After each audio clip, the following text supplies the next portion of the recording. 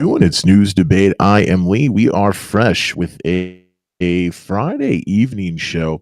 I've done one of these shows before and was not thrilled with the results. Hey, I'm starting off. It's news debate. What a way to disappoint from the very beginning. I've done a Friday evening show before within the last couple of months, and I found people were just kind of busy on a Friday evening. So I'm not sure what kind of response we're going to have. But I mention this because I have had some very good luck as of late with my patreon.com/NEWC debate campaign, specifically from my very, very supportive listener, Patrice, as well as a bunch of other people. And because of that, my pledge for December is to create as much content as I can fit into my schedule. I had time this evening and I thought, let's try it again. So it is news debate. Want to give a shout out to another one of my supporters at patreon.com/NEWZ debate. That's Apostate Nate joining us right now over on Twitter Spaces. Also, friend of the show, Sports Rumble. Sports Rumble, leave us a voice message or even request to speak. Would love to hear from you. Apostate Nate, how are you doing on this Friday? I'm good, Lee. I've actually, your comments were interesting to me because I've hosted some Friday spaces that were fairly populated. I mean, I'm not a big account on this platform, and I see, I think it depends. I would actually suspect you ought to have more luck with weekend spaces in the winter. I mean, it's like 22 degrees where I So am. Nobody wants to go weekend anywhere. spaces work well for me. It's specifically Friday evening I have not done so well with. But yes, I'm planning to do a show tomorrow. I have not scheduled it yet, and I'm planning to do a show Sunday. Have not scheduled it yet, but I agree with you. The weekend spaces are not only great, that's how I got started with the show 3 or 4 years ago. I was doing news debate mostly very, very late during the week and different times during the weekend on platforms like Stereo. And then from Stereo, a bunch of other places. And then most of those places shut down. And now I'm back on Stereo as well as Twitter Spaces. Also live right now on twitch.tv/NEWZ debate and rumble.com/user/NEWZ debate. Yesterday, Nathan, you were letting us know, or sorry, not yesterday, 2 days ago, you were letting us know that you have ordered a new kitty. When is that cat going to arrive? It's being sent from one of the Dakotas, I believe, to you in It Pennsylvania. is. I have a fascinating story about that. It's not terribly long. Um, yeah, I filled out the agreement yesterday with the breeder, which discussed the shipping fee, the fee for the cat, my responsibilities, what I can do, what I can't do. And this isn't my first rodeo with adopting a cat, so I've seen this sort of documentation before. And I got an email this morning saying the cat is on its way to the airport. Got an email when it was dropped off. And then I got an email saying that because of like weather conditions and whatnot, um, the cat, not just weather conditions, there was a whole host of reasons. The cat had to be put in like a special thermal crate of some kind for the trip. And this crate, the cost of it was $1,500, which they rent to you for 50 and then just keep 50 when you give it Oh, back, okay. I was going to say they can't just Right. spring $1,500 Correct. on you, Yeah, but 50 correct. is, I guess, okay. I'm not even sure legally they can spring 50, but they have, and I don't care about that. Um, at the moment, you know what I mean? Like small amounts of money. Like, do you really want to split hairs?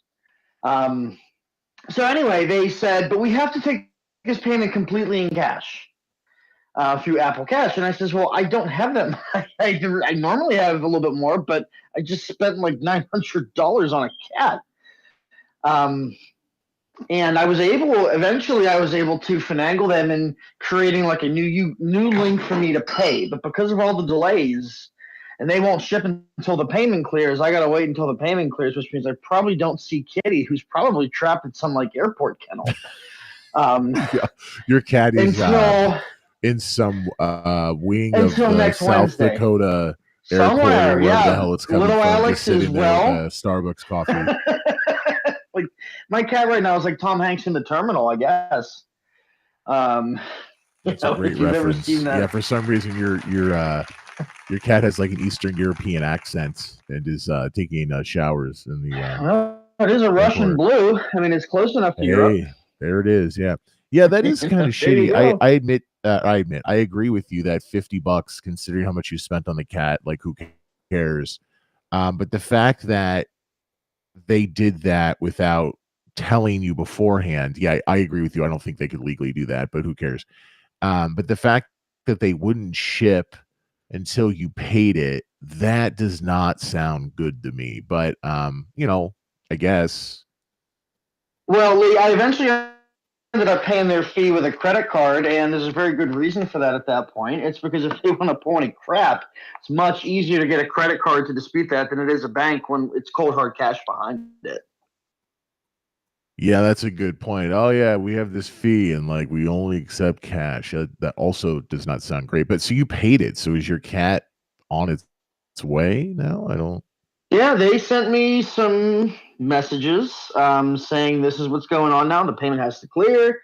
You will see the cat at your door Wednesday morning at 9 a.m. So that's the current status on my, the Now, caper of the Wednesday missing kitty. morning means that hopefully the cat has not been sent yet, right? Because that's way too long for transit.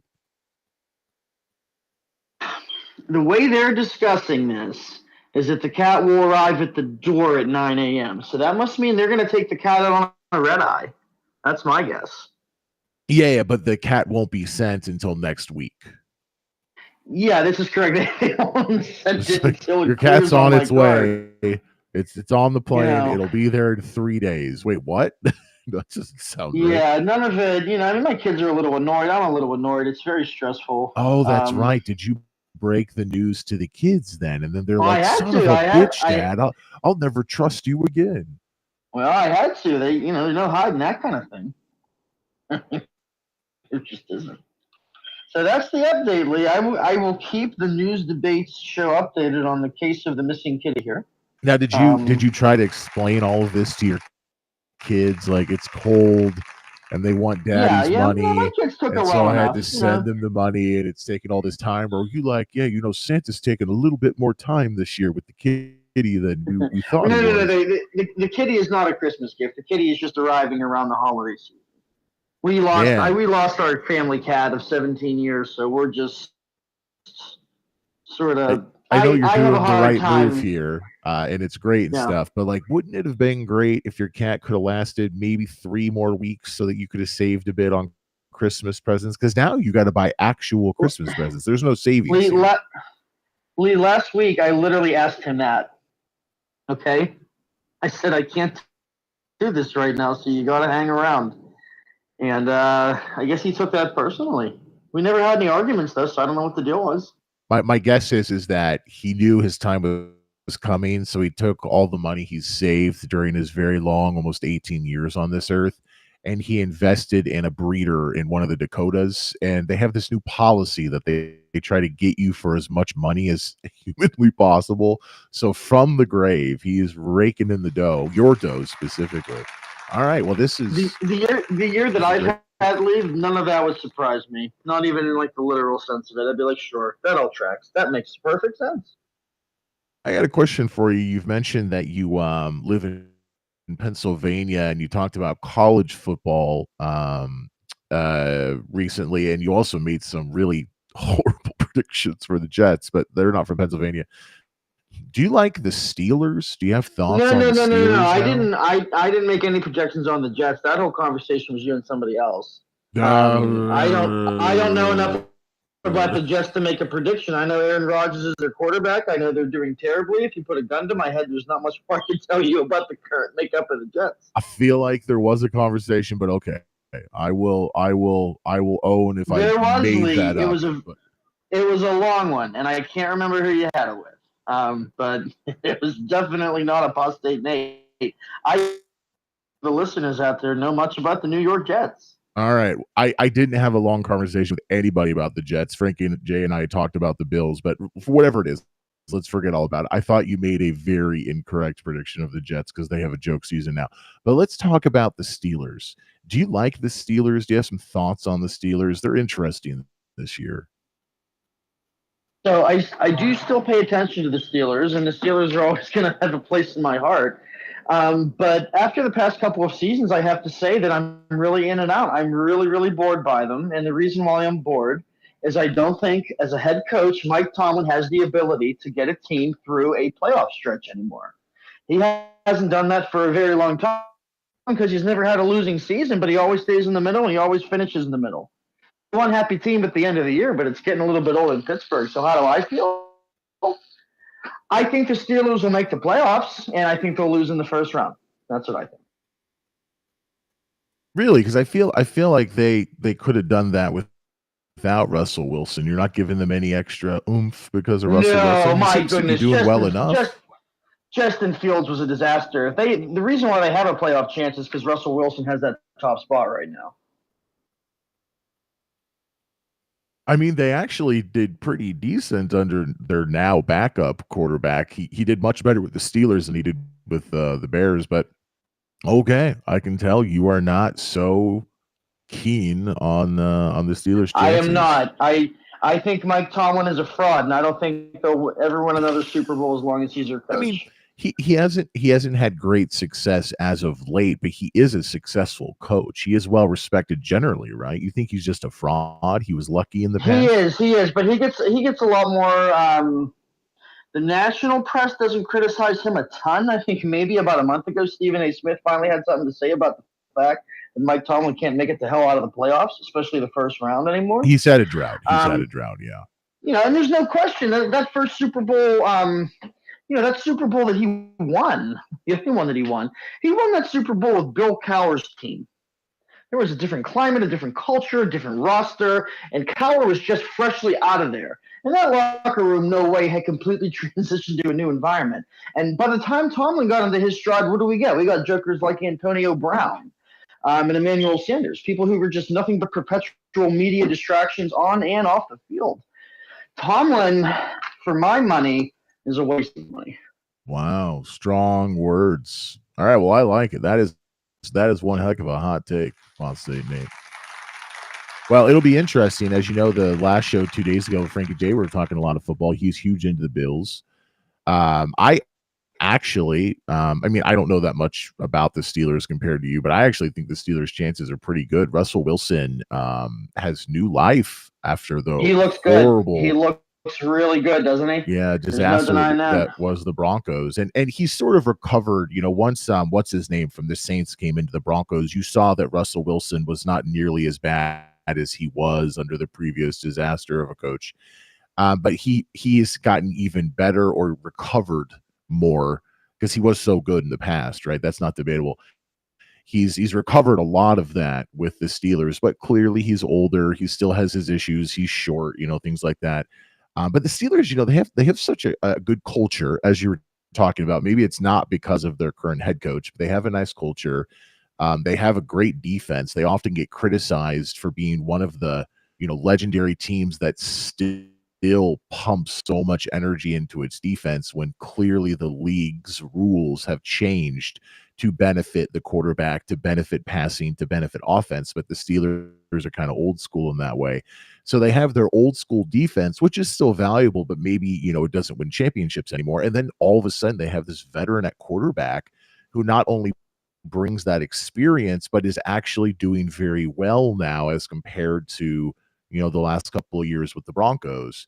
And he had that awesome whole contract thing where I think the Steelers ended up paying him like $1 million or something ridiculously small like that because he's still getting paid by the Broncos. But whatever the case, I like their chances. I'm not saying they're going to the Super Bowl by any means, but I like their chances, especially in a league where one of the best teams, the Ravens, they dominate during the regular season. Maybe it's a little different from season to season, but they do so well, and then they always choke in the playoffs. You have the Chiefs, which as of late have not done super well during the season. I know they're nearly perfect right now, but they're a very underwhelming good team, as Frankie J and I agreed on in the last show a couple days ago. And then you have someone like Buffalo who's doing really well. I don't agree they're as good as Frankie J does, but that's not important. But they often don't do so well in the playoffs either, particularly because of the aforementioned Chiefs. So in that whole mix, plus add everything else. We got the Vikings, and I don't know. I kind of like the Steelers' chances, and I wish them the best because, especially because Tomlin has gotten so criticized as of late. Russell Wilson got so much crap that I don't think he deserved. Sure, he gambled by going to a different team like so many older quarterbacks have, but I mean, like, it looked like he wasn't welcome in Seattle anymore and he still wanted to play. What do you guys want from him? So I don't know. I'm really excited that the Steelers are where they are. I think they're a really interesting component of the NFL that's so different from any other team. And I'm excited to see where it goes. I Let's mean, reset it. it's a I'm sorry. religion Yeah, in the Nate, city. continue. Yeah, it's What'd a you say? religion in the city, Lee. The Steelers are a religion in the city limits of Pittsburgh. Okay, I mean that's the best way to describe them. They are a religion, and the Lombardi trophies are the relics. And the Saints revolve around the roster and the coaching staff. Did you say the Saints revolve around the roster and the coaching In staff? other What was that words, last part? it's its whole religion. You know what I mean? Like the Yeah, Saints in yeah, this yeah. religion are the players and coaches, Oh, and I see. Sorry, you I weren't mean talking about the people have Saints. written. I understand now the Yeah, reference you no, were not from the making. New Yeah, Orleans Saints. I mean, no. But I mean, people have written like the Lord's Prayer, with Steelers what's that references Steelers replacing. pass where they don't have clear footage? Was it Terry That's the Bradshaw threw it? Immaculate Yeah, Reception. the Immaculate Reception. Yeah, Yep. exactly. That was back in the day when you had to be throwing it to the receiver it was intended to. And that's the crux of the problem is that they don't know where it hit, and so whether or not it was allowed to be caught or not. But yeah, look into that on YouTube. It is News Debate. I am Lee. Want to say hello to everybody who's joining us over on Twitter Spaces. It's a packed house right now. We just heard from Apostate Nate. Apostate, just keep your hand raised if you want to say some more stuff. We got Frankie J, another patreon.com/NEWZ debate supporter. You're just listening right now, so request to speak if you want to say hello. Also want to say hello to J Dub. I believe you've been on the show previously. And MC Funk. I was hoping sometimes my Friday evening shows are not so popular, but I know MC Funk is usually more likely to join if we're doing an evening show, and that was one of the reasons I wanted to do one tonight. MC Funk, how you doing, man? Good, man. Good. How's my audio? To change the setup a little bit. So sounds fine. All right. Good. Yeah, doing good, man. Just my Friday nights. If I got my kid with me, then he's usually in bed around when you're starting, and if I don't, then I'm not as sociable in my 40s as I used to be. So reasonably free. All right, I didn't know those intimate details, but I was guessing you would be able to show up. So I'm glad I just guessed, despite having not all the information. I want to ask you because you have a job that gives you a lot of flexibility, but it does require you to go to New York about once a month for about a week or so. And we've talked about how that gives you a lot of points because you pay for your hotel and you get reimbursed somehow, but you're paying for it. So you can, rack up all this. It's like someone who travels for work and they could use their own card as opposed to it's bought for them in advance. So they get all the points. So you're in the city from time to time. Were you in the city recently when that CEO got murdered? I was not. I was last there about 3 weeks ago. So okay, so you weren't there. But what do you happened think? A few days ago, right? Yeah, it just happened a few days ago. Do you have some thoughts on this at all? I mean, I don't want to sound heartless, but I mean, murder is bad. I'll say that. But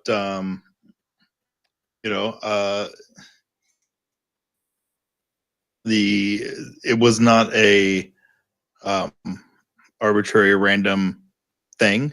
They don't know any motive yet, but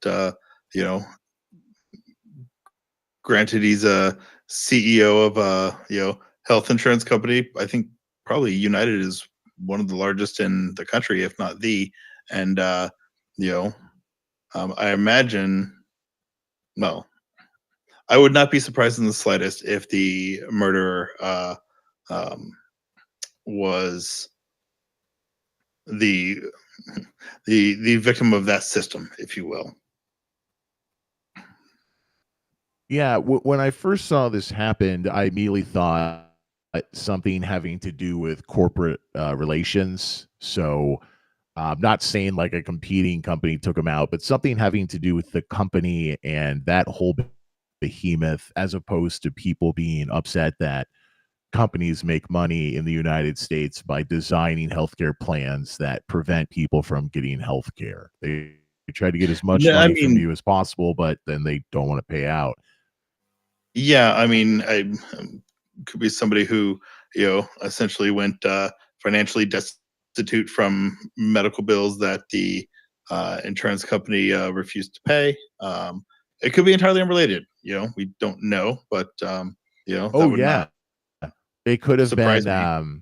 it could have been like weird reference, but in Battlestar Galactica, when the Pegasus is found and then the captain of the Pegasus is murdered, and they need a new captain.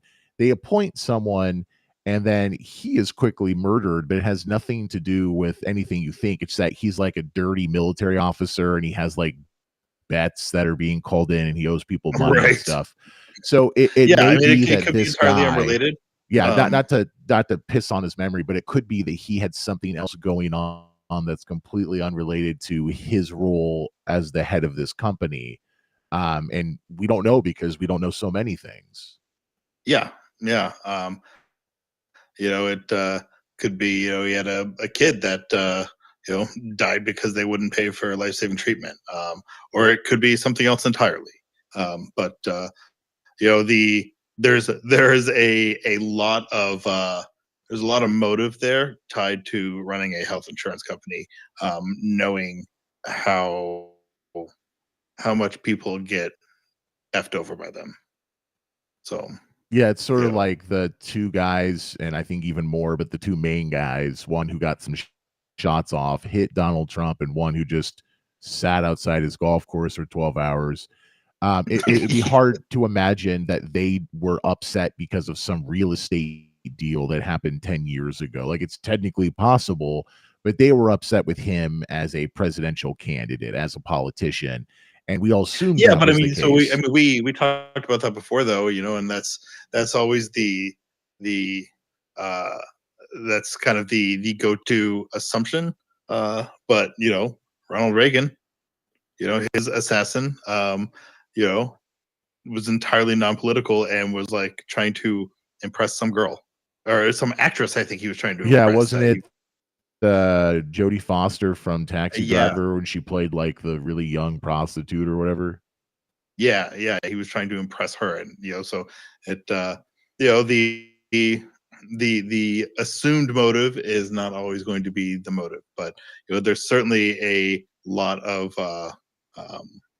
there's one it is not hard for one to imagine a lot of motives tied to a major health insurance company. Yeah, it's like But a non-zero chance that it's something else, but we would of be course, very surprised, and the police clearly would be looking at his role with the healthcare company. But they don't have this guy. They have some footage here and there. He went to a hostel. He was at a Starbucks. They think he took a bus and paid cash, so he didn't have to show an ID. They think he's out of New York now. I have a video lined up and a couple news stories. We don't have to get to them right now. But they have so little information, apparently. Maybe they have something they're not sharing, but it looks like they don't have a lot. yeah, and I think people people certainly will.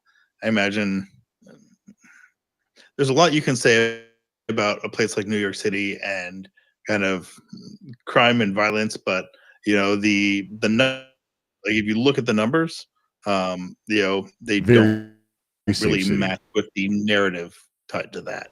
Um, and the as a relative value, the absolute number may be high, but from a relative standpoint, and that kind of, and especially given how immediate access to media everything is now, then there's kind of this continuous narrative of it being this dystopian hellscape, and like, yeah, the city's got its problems, and there's there's real significant issues with homelessness and things like that you see in every major metropolis. But statistically, it's actually super safe given how many people are actually there. And I rode the subway every time I go down. I ride the subway a couple times a day, and never had a single issue over 2 years of doing it for a week every month. You've seen some crazy homeless people, but never a problem. Yeah, that's true. You also you kind of learn to look away. Well, Yeah. you learn the stations to avoid. Yeah, so I think as I say this, I'm remembering like the first I think the first weekend I was there, I was doing this. It was the first or second day. There was some guy literally taking a dump on the middle of the stairs, like on the way down. He was like, I'm gonna go as far as I can on the other side. That I will say though, like that certainly was not commonplace. That was the only time I actually ever saw that. So, but the city's got its problems, but from a statistically from a crime perspective, it's actually pretty safe. Yeah, I'm just over here on ChatGPT, which may not have the most update crime statistics for New York City, but often crime statistics actually lag a couple of years. So my guess is it might actually have the most up-to-date information. But whatever the case is, New York City's violent crime rate is significantly lower than cities like Memphis. I think that's the first one, St. Louis, and Detroit.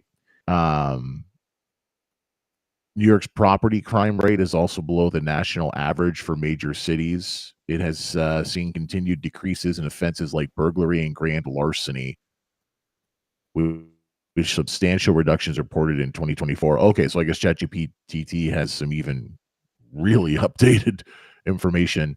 Crime in New York City's subway system has reached historic lows with a 26% reduction in major crimes year over year in October of this year.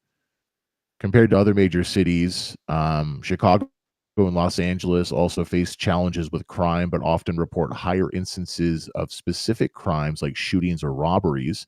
In contrast, New York City maintains a robust focus on preventative policing and community safety programs. And something we've discussed on the show, the mayor, who everyone hates now, he has been very hard, strict, whatever the correct term would be, on homeless in New York City, to the point that he approved some sort of program that certain homeless people who are identified, I don't remember the exact details, but they were able to say, you're homeless, you need help, and if you say leave me alone because you're not committing a crime at that very moment, they would say that is no longer your right to turn down this help. And that was very unpopular. I think that kind of was around the time when his popularity was turning. He's a black Democrat. There's lots of like there from a liberal perspective, and now everybody hates him. And to be fair, despite all these other weird Turkish connections and money problems he is accused of, I think that has a lot to do with the fact that he really said, you don't have a right to just be homeless and crazy on the streets of New York City, even if you're not attacking someone at that very moment. So yeah, you're right. New York City has its problems, but if you compare it tit for tat, per capita, it's actually very safe. I think homelessness in New York City, I don't have that specific stat in front of me. I think that is a real problem in New York, that while it does exist other places, perhaps because New York is so small when you really get to it, especially Manhattan, and there's only so many places homeless people can go, as opposed to a much bigger city in size like the Chicago area or Los Angeles, which Los Angeles has a huge, San Francisco has a huge homeless problem as well, and the weather's a little different. I would say that's probably my perspective, having been there several times over the years and experienced things like you. I think that's my biggest problem. So I think with New York City, one of the things that that maybe makes a lot of that seem much worse is that it's not clustered into a particular place. You know, you don't have like Yeah, it's everywhere, the and nice it's in some of area. the most expensive places. Yeah, well, like it is evenly distributed, you know, and that I think that that gives a perception of it being much worse than other places, where because you don't really have the kind of tent cities there. I mean, you don't have the space for it, and but there's certainly kind of clusters of probably higher incidence of it, but by and large, it is kind of distributed throughout you know every borough and you know most neighborhoods, and The best zip so codes, yeah. yeah, and As New York City's opposed to, weird. like, LA. LA has a huge, homeless problem, but it's not in Beverly Hills. So Right. that's the part of New York, is that the best parts of New York, they are not immune to homeless issues. Right, and so New York City is interesting in that the it is very, very clear the stark divide, um, and where you see a lot of these row houses that from the outside are they look fine, but and there may be some homeless people outside, and but like when and might even look kind of run down on the outside, and when you walk inside that door, it's like another planet inside. Then like there is a lot of places that are kind of maybe run down looking on the outside or unremarkable on the outside, and but on the inside are like something else. They are spectacular Yeah. inside, It's like the and like opposite of, huge like, spaces and living in rural America. Like, usually you can judge the outside of a building for the inside of the building, but right. New York, because of history, and sometimes I don't know if New York does. I know other cities have rules on, like, you're not supposed to change. I'm sure there's some things in different parts of New York, but for whatever reason, sometimes the outside just looks the way it does as you described it, and then you go inside and you have to pause. You're like, "Oh my God, they allowed me in this building." Right. And but like it's really interesting because you see such a stark the stark class divide is like all intertwined, and instead of it being very segmented, Yeah, that's which that's is one really it, good, it's short, it's a sweet, to the yeah it's point a way to describe yeah New York is intertwined. No one really can get away from New York. That you can get away from stuff in LA. I think to more of an extent in Chicago because it's just so much bigger. But I think Chicago has a similar situation and some other cities. But New York City, everyone is just kind of connected, no matter what your situation is. In so many ways, you're kind of all in the same boat. yeah, and I don't know, like it is a dirty city. It is a but it's a pretty dirty city. But there's I don't know, man. There's something I describe it as delightfully grimy, if you will. If that makes any sense, I don't know. Yeah, I have different thoughts on New York City. I'm not a fan of that city at all. I get what you're saying. I would never describe it that way, but I completely understand what you're saying because there is that vibe. I'm not sure that I can describe it any better, but it has that delightfully gritty, dirty thing that you just mentioned, that other cities do not. And for some people, that can be a charm. For me, Jesus Christ, no, but for other people, sure. Let's catch up on a few things. It's news debate. I'm Lee. Stay with us, MC Funk. It's a pleasure to have you as always.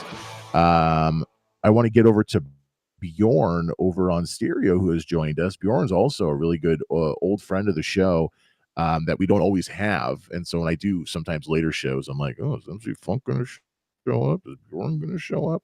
But before we continue, because I think we might be able to have a very long and thoughtful and very interesting discussion on the CEO killing. Was it UnitedHealthCare CEO was gunned down at like 5, 6 in the morning recently in Manhattan.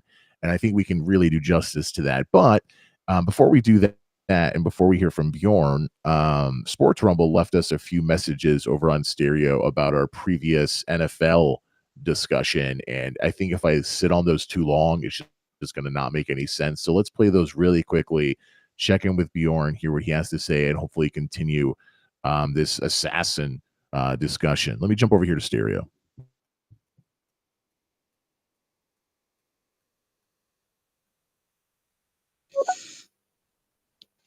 I hate to disagree with apostate name, but the Steelers could have kept Justin Fields and been just as good as they are right now, possibly better. And Mike Tomlin has not had a losing season pretty much his whole career. So to call him a fraud is ridiculous, in my opinion. Absolutely crazy. I got to say, I congratulate Sports Rumble on how well crafted that message was. There was no craziness in there, no mention of Trump. It was a pretty reasonable, logical message. So thank you for that. There's another one that we'll get to in a moment.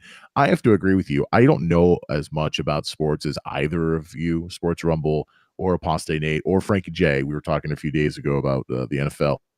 But from what I understand, Tomlin, while he has had consistent success the way that some other coaches have had, he also did not turn into Bill Belichick. Now, maybe we're looking at different situations, but I think that his lows are pretty high compared to a lot of teams. And you could argue, well, the Steelers, they have the culture, and so they wouldn't have accepted if he had gone lower, they would have gotten rid of him. Okay, maybe that's a self-fulfilling prophecy, but I think his lows are still pretty high relatively compared to the league.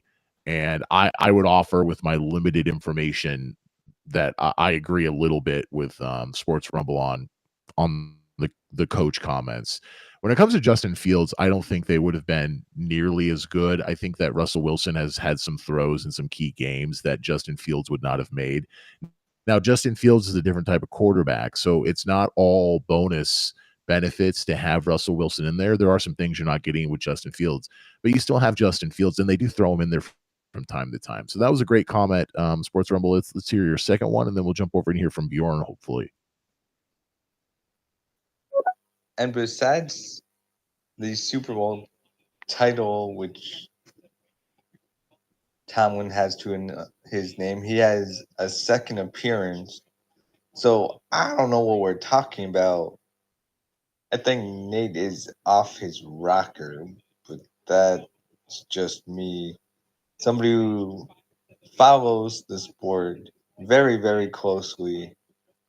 And I actually think Justin Fields, because he is 10 years younger, is the better quarterback to stick with and go get rid of Russell.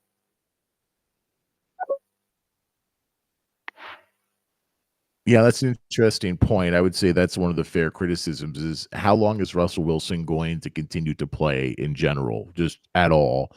How long would he continue to play with the Steelers? Because he only had this sweet contract deal for, I believe, 1 year from when Denver let him go. So long term, Justin Fields seems like a much better bet than Russell Wilson. But this is their season now.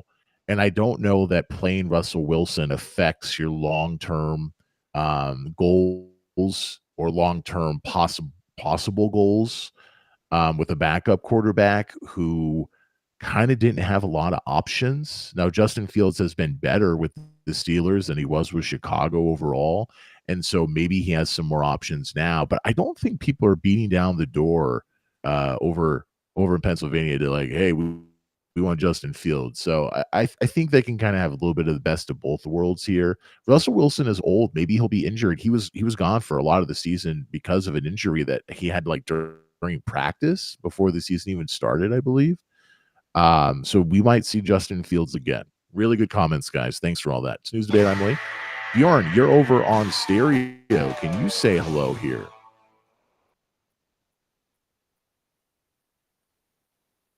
How's it going, Lee?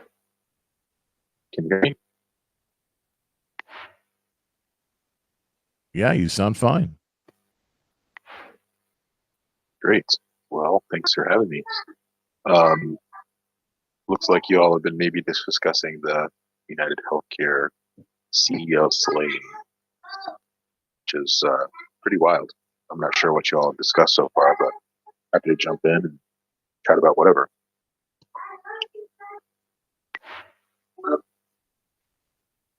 So yeah, I mean, MC Funk and I, we kind of touched on it, and then we just started talking about New York City in general. So I don't think you missed too much. And we haven't even really gotten to a lot of the cold hard facts of the case yet. This is the first show we've had the ability to talk about it, and so we haven't even done the real basic facts yet. But we can get to some of those later. I think a lot of people are kind of familiar with the case. Basically, I think the guy was going to a conference in one hotel and was staying in another hotel, so he was outside at 5 or 6 a.m. in the morning. Some guy shot him in a pretty professional, planned way, even though his gun jammed. And so maybe you think he's not so professional. He couldn't set up his own gun to work correctly. He escaped professionally, but then So from what unprofessionally I beforehand, he was running around and they got pictures of his face and stuff. Yeah, sorry, MC Funk. From what I understand, I didn't think there was anything professional about it, just that it was explicitly targeted. But maybe I'm missing something, or maybe there's more So information maybe on I it used now. the wrong term. So maybe he wasn't working for the KGB, but it was not someone who walked up to him like a la who was the guy who they say killed Kennedy, and then Jack Ruby went up to him with a gun and just shot him in the stomach. Like it wasn't that. Oh, right. Yeah, it was definitely like premeditated and targeted, because like he waited for other people to pass. But I don't think there was any evidence, at least not that I've seen, that indicates it was like a professional hit, like an assassin. That's fair. Yeah, I would lean towards that, but that is fair. I like data, and I think that is fair.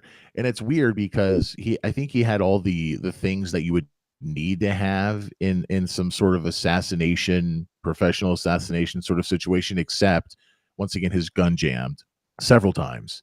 He had a silencer on it, but like apparently he didn't know. Like guns don't just jam. Like he didn't know what he was doing, or he had a bad gun, which is even worse. And then he like went to a Starbucks, and like you don't need coffee. Like even if you're not being sent by the KGB, like go ahead and skip the Starbucks. He stayed at a hostel, which I guess made sense because if you're not from the area, you got to stay somewhere, or you got to come the night before on a bus and then stay up all night and all morning. So okay, fair enough. But at the hostel, he was like flirting with someone at the front desk, and I think she asked him to lower his mask, and so we have a clear shot of his face. So it's a really interesting situation. But as MC Funk and I were just discussing a moment ago, we were just kind of talking about crime in New York in general. And despite the fact that there is a lot of crime in New York and there's a lot of homelessness in New York, when you look at it comparatively to other cities per capita, it actually scores very well in safety and things like that. But let's go back to the fact that this guy was the CEO of a huge United Health Corporation. Bjorn, you work in the medical industry in the Pacific Northwest. So when you found out that the CEO of a major healthcare organization had been murdered in some way that was not random, I don't think anybody is saying this was random at this point. What did that mean to you as someone who has to, in theory, deal with companies like this and understands the complexities of the medical system, which means working with insurance, working with doctors, working with the government? What does this mean to you? Well, I'd like to preface by saying clearly in no way do I condone the murdering of people. I'll start that way. But as the um, uh, as companies go in terms of insurance companies, United is one of the most disliked by, I would say, the healthcare industry in terms of like the amount of like denials that they do, even compared to other uh, insurance companies, which are all denial happy. And so um, this was, as insurance companies go, they're one of the most reviled, if you will, amongst most people. And from the medical industry, it's annoying. It's like, oh wow, here's United Healthcare. We're going to have to do all this extra stuff to to just do our jobs. However, from the patient standpoint, these are like often personal matters of true life and death. And so when United Healthcare, which healthcare, excuse me, insurance companies, their job is to help you pay for things that you wouldn't be able to afford as an individual alone. When they are instead denying you coverage and putting up barriers on something that you actually is deserved. Part of the thing is insurance companies, they are a business. They have a right to say no. This is not a reasonable expense. We're not going to cover this for whatever reason. But when you use that system not only to deny reasonable or unreasonable things, but also to deny reasonable things and at a higher rate than other people, that is really harmful, not only to the industry, but also to patients directly. And so, I wonder, the motivation of this assassin. I'm assuming it almost has to be something personal, whether it be for them or like one of their family members or something on that line. I imagine it's probably not someone who's, just a general assassin for against bad companies. But it's very wild. Looking at the, um, I think I read something on the shell casings that were found in the scene. There were some words written on them, and it was like depose something. I don't exactly remember what those. Someone can figure that out. Yeah, Google Bjorn, it let me while I'm jump talking. in. I have that in front of me here. Um, I had it. Sorry, I have a couple of different. Yes. Bullet casings found at the scene were inscribed with the words deny, defend, and oppose. So that means that before he puts the bullets in the clip in the handle of the gun, he takes them out, and you would assume like with a knife, you scratch out the words deny, defend, oppose. And then it Supposedly it says, was written in pen. oh, okay, never mind. Sorry, I jumped to conclusions. Hey, Lee, No, that's what I you don't thought need to too. get the knife out. Just use a marker. And then the Financial Times says, in a possible reference to a book on insurers denying claims. So deny, defend, depose. Yeah. Thank you for that insight, MC Funk. That makes more sense. Back to you, Bjorn. Yeah, so like, clearly this guy's sending a message. He wants us to go read this book. This is a shot across the bow, uh, literally, to all insurance companies. And it's really awful. This guy's he's a human. He had kids, had a wife, and so it's just kind of like on a human standpoint, it's pretty awful. In terms of like the you know gauging like level of frustration of humans and adults in America against the insurance company, it's emblematic of so much problems. And I think who show me a person that really loves their insurance company. They're probably living in Denmark, not here. But it's just pretty awful. Yeah.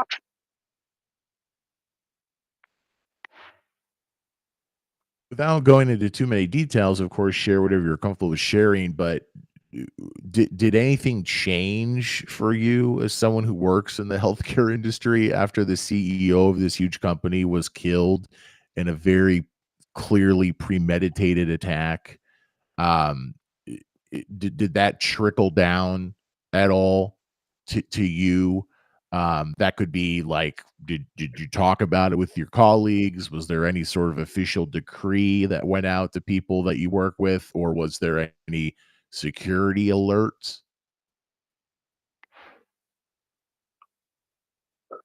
Well, I don't work in insurance industry. I work in like direct healthcare, and so um,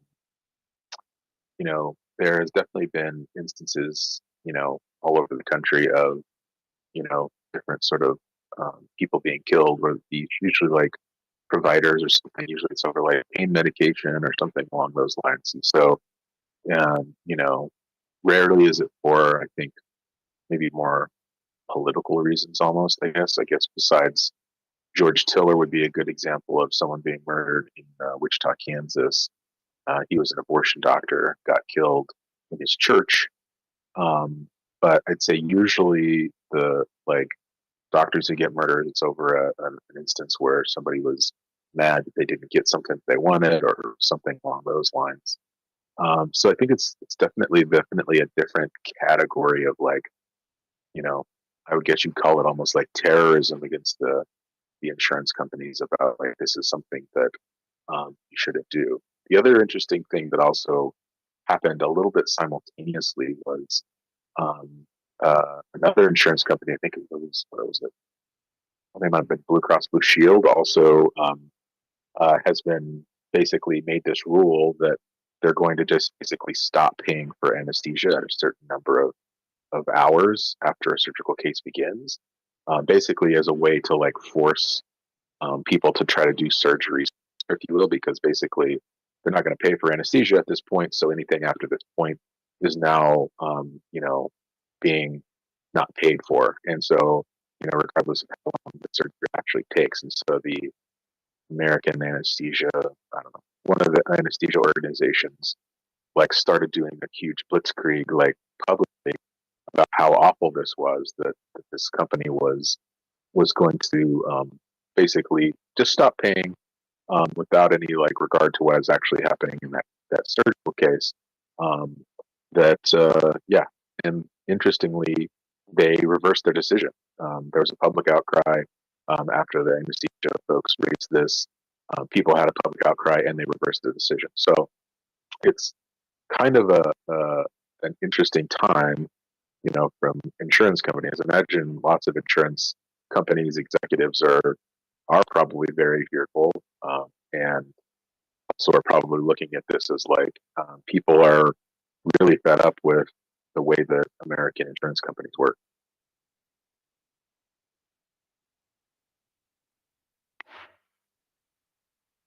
So I also saw the anesthesia thing had been reversed, or as you described it, they're not going to do it anymore. Whatever the technical way to talk about it is, that happened after the shooting, right? That was the timeline. Correct. But like the public push by the anesthesia organization didn't happen until after the shooting. I think that I'm not sure when the rule was in place, but like the PR campaign to like bring it into the like public light happened after the shooting, which I thought was interesting timing by the anesthesia folks. They're right on time with their gas and uh, public announcements. So, anyways, it seemed to work if that was their intention. And I'm not saying that they necessarily timed that with this thing, but it effectively came out that way and had a huge impact positively in the favor of the anesthesiologists out there. So obviously in that instance, it's a different company and it involves an organization that's fighting against the healthcare company, and they were successful, but it happened right at the time of the shooting. Um, so are we saying that this I mean, not saying you're saying it, but can it be said that the shooting has had some positive results? The- I'll share Um, this really quickly and read from it. This is from I'm sorry, Bjorn, get back to you. no, you go for it. Go ahead and read. So when I was reading the words deny, defend, and depose that were written, not carved in. See, I thought about the old school carving, but thank you, MC Funk. Well, so there's some confusion there because some things are saying engraved and others are saying it was written in pen. So who knows? This one says inscribed, which I think would make more that would sense with imply a pen. engraved. Yeah, I don't know, but yeah, I've seen Whatever the case is, this guy Yeah. went to a Starbucks. I'm guessing wonder- he used a marker or a pen rather than a knife. I wonder if Was he did do that something you? weird that Yeah. actually messed with the bullet shells. That might be part of why the gun jammed, and he had some weird like engraving or lacquer or something that raised the elevation of those bullet shells. I wonder if that is part of the reason his gun was jamming. I don't know, just a guess. I'm telling you, Jeremy, just use a marker or a knife. It's like, no, I'm going to use this nice raised engraving technology. It's going to jam your gun. Okay, so this is over on the Financial Times. This is what I was reading earlier. Basically, this killing at first, everybody was really shocked, but it's unleashed, as they write in the Financial Times, a wave of commiseration and also revelry, underscoring the frustration among Americans who view the healthcare system as broken. The most popular posts on X referring to United Health following the slaying of CEO Brian Thompson, quote, either expressed explicit or implicit support for the killing or denigrated the victim, according to Rutgers University research. Other apps and TikTok have had similar message. So they have this manhunt that's going on. They think he left New York via bus. They think he paid with cash, so he didn't have to show an ID. But people are reacting to this differently than, once again, MC Funk started and Bjorn started kind of the exact same way. I just want to begin by noting murder is wrong, because in this situation, a lot of people are kind of forgetting that part. As the manhunt continues, the barrage of criticism aimed at United Health, a healthcare and insurance company that serves tens of millions of Americans, as well as Thompson himself, the man who's now dead, highlights how the industry is grappling with controversy over everything from the cost of healthcare and drugs to the prevalence of medical debts.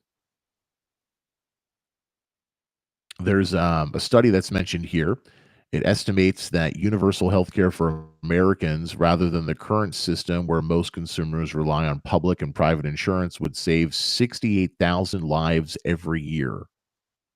So because of the system that we have, the people who have money probably get better health care. You said Denmark a moment ago, Bjorn. Don't know specifically about there. But generally, those types of everyone's covered systems, which most other advanced nations seem to have other than us, it covers everybody. But every time I talk to people in my travels or when I meet them here in the United States, whatever the situation, I've even spoken to some doctors who practice medicine in rich countries outside of the US. They say, yeah, our system works well, but if I have like a weird kind of cancer or my kid has some horrible illness, we always just assume we'll fly to the US and see doctors there. So we have the best healthcare in the world for the people who can pay for it, both people who live here and people who come here. But for your average person, it just blows. That's why 68,000 people would be alive every year rather than the current situation if we just had national health care. The Financial Times writes that while the posts on social media represent an extreme fringe, I don't even know about that, but that's what they say, they underscore a broad sense of malaise in the country over the healthcare system.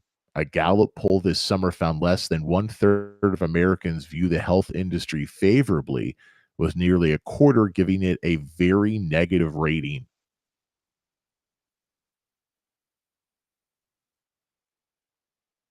The shooting of the 50-year-old CEO outside a major hotel in Midtown Manhattan which authorities have called a premeditated targeted attack, has sent shockwaves through the healthcare industry.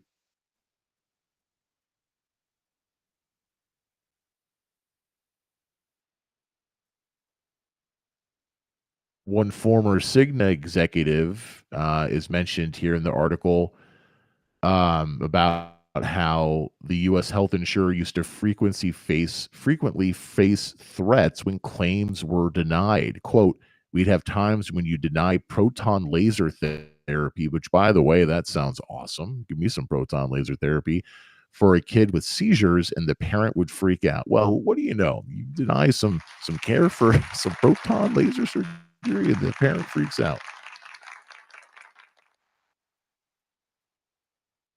Yeah, I don't think healthcare executives should be commenting on this at all. I think if you get called up by the Financial Times or anybody else and you knew the guy who was killed or you didn't know him, you'd say, our thoughts and prayers go to his friends and family, his children, his wife, and don't say anything else about what you have faced or what you think about the situation because no one fucking cares. That is not what people want to hear right now.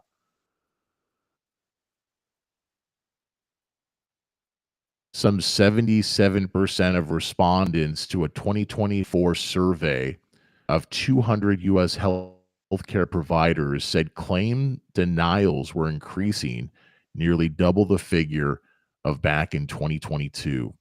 The survey found that the time it takes to be reimbursed for a claim was increasing. UnitedHealthCare is the biggest U.S. health insurer, covering about 27 million patients as part of employer and individual insurance schemes. Thompson, who's now dead, had a more than $10 million compensation package in 2023, including a base salary of $1 million and bonuses. Yeah. All right. Snooze Debate, I am Lee. Would love to hear more perspectives. Bjorn is joining us over on Stereo, as well as Sports Rumble. We got an embarrassment of riches. Great people joining us over on Stereo.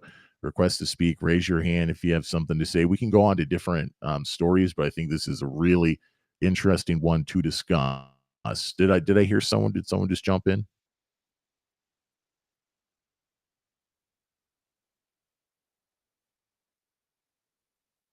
All right. We do have someone requesting to speak over on Twitter. That's Frankie, another patreon.com/NEWZ debate supporter, Frankie J.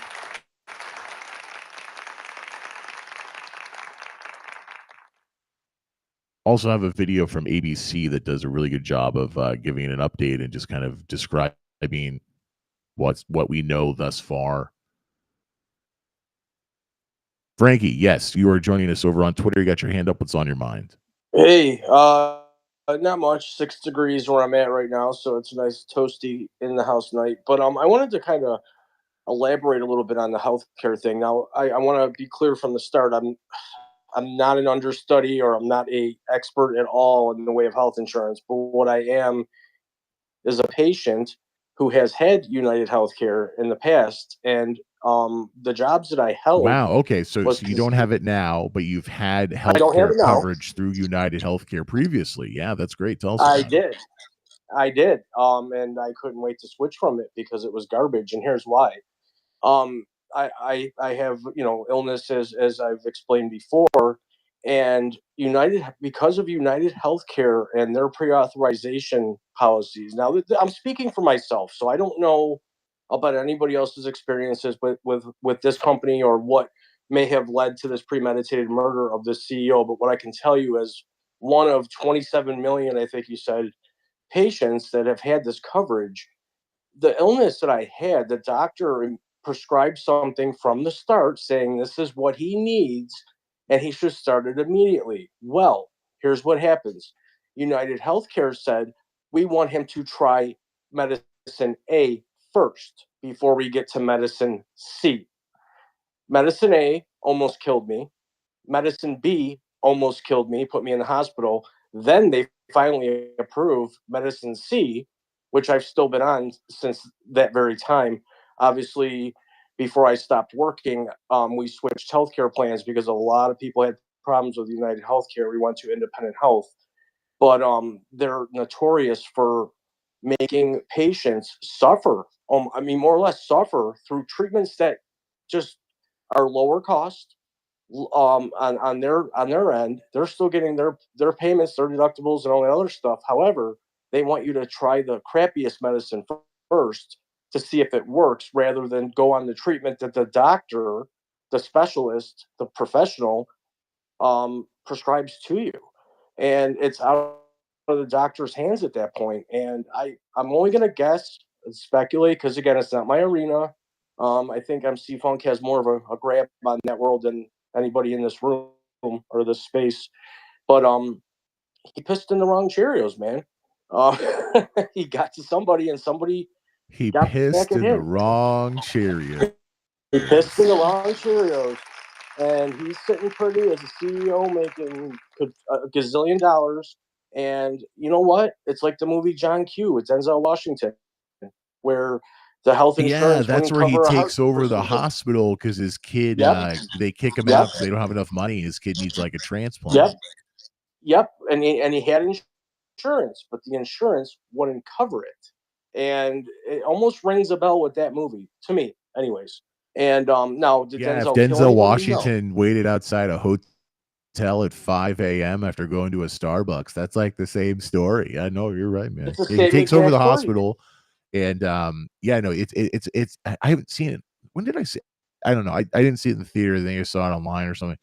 It's not an Yeah. amazing movie, but it's a very interesting idea. I've Well, never it's seen based a on a true movie that story. does that particular idea. The dad just walks into a hospital with a gun because they won't give his son the surgery that he needs to live. Correct. And it was because the insurance refused to cover it. And they had no compassion, no empathy, nothing. It was all about the Benjamins. And he had enough. And listen, that movie was made years ago. I mean, it's only gotten worse, Lee. And it's I don't know the economy. I don't know the numbers and the stats and the facts like you do. But what I do know is basic life. Well, And we if just it was, read, or I just read from well, I was out the FT, sorry, my what's it truck called? The up so it Financial doesn't freeze Times, to death. and they were just saying that it's gotten worse. So forget not knowing, Yes. like it has gotten worse. It That is just got true. way worse. And I'm still dealing with it, okay? Because I still have treatments that are coming down the road that anytime a doctor prescribes me a new medication, I say to them like in foreign languages, all different ways, please pre-authorize it, please. So I go to the pharmacy today and it will be there.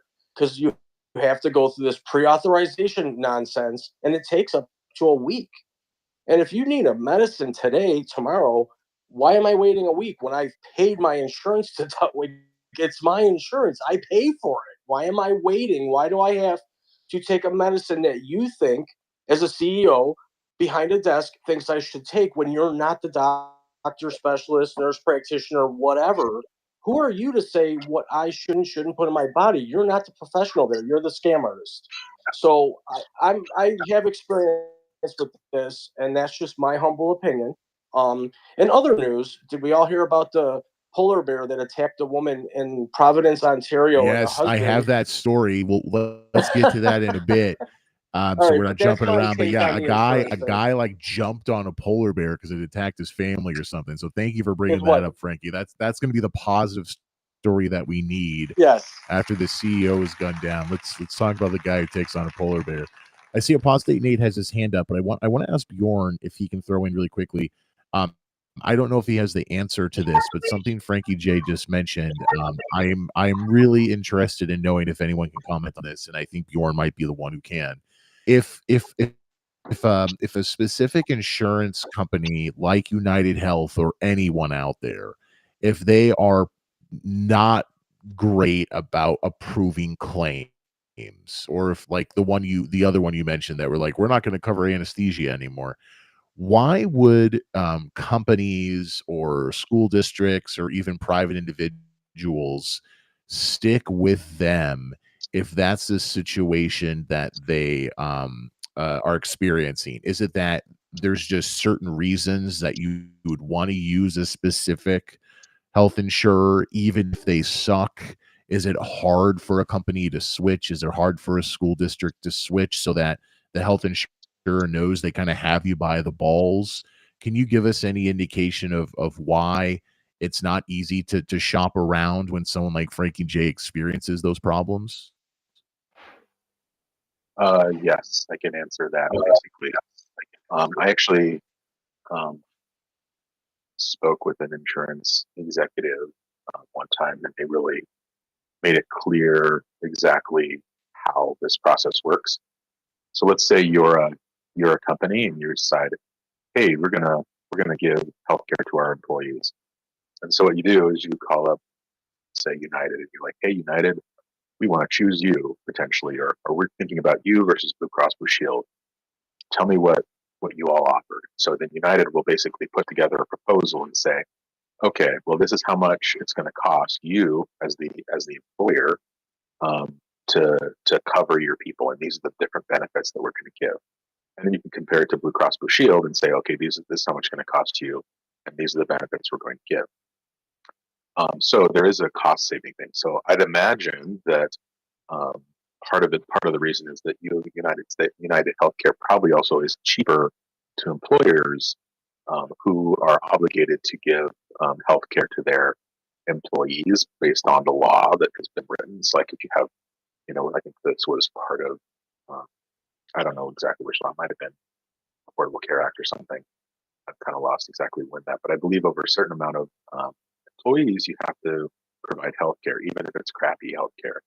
And so now the thing about it is that every employer gets to tell United Healthcare exactly what things they are not going to cover. For example, the example that the insurance executive used with me, they said, well, let's say there's some rare thing like hemophilia, for example.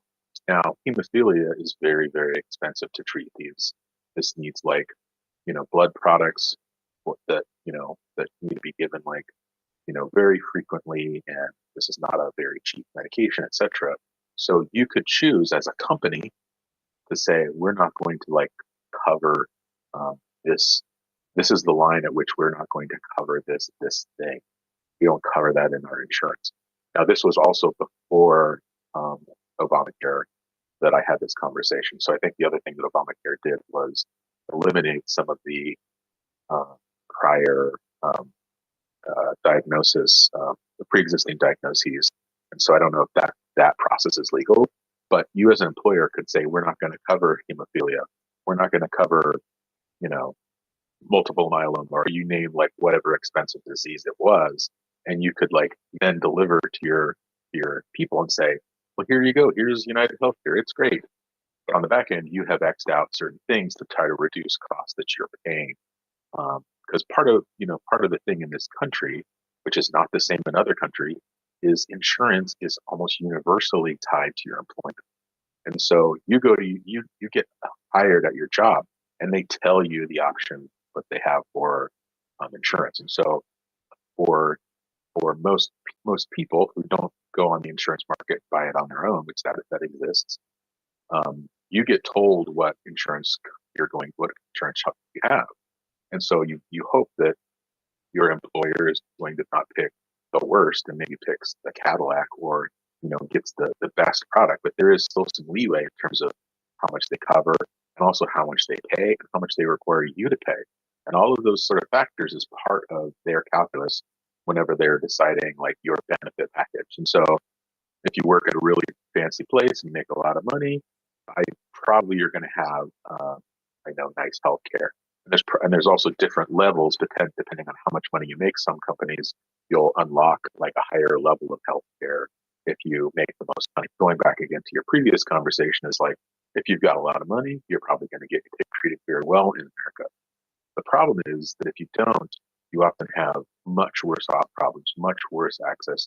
Probably are going to get stuck with something like United or some of the worst health insurance products out there, and therefore you're going to get denied coverage. You're going to get the worst medications. You're not going to have options for the newer medications with maybe less side effects. And that whole process is kind of awful. And so the secret is insurance in this company is tied to employers. They are obligated to pay for a certain portion of that. And they also then get to choose who they go with, and it's based on cost.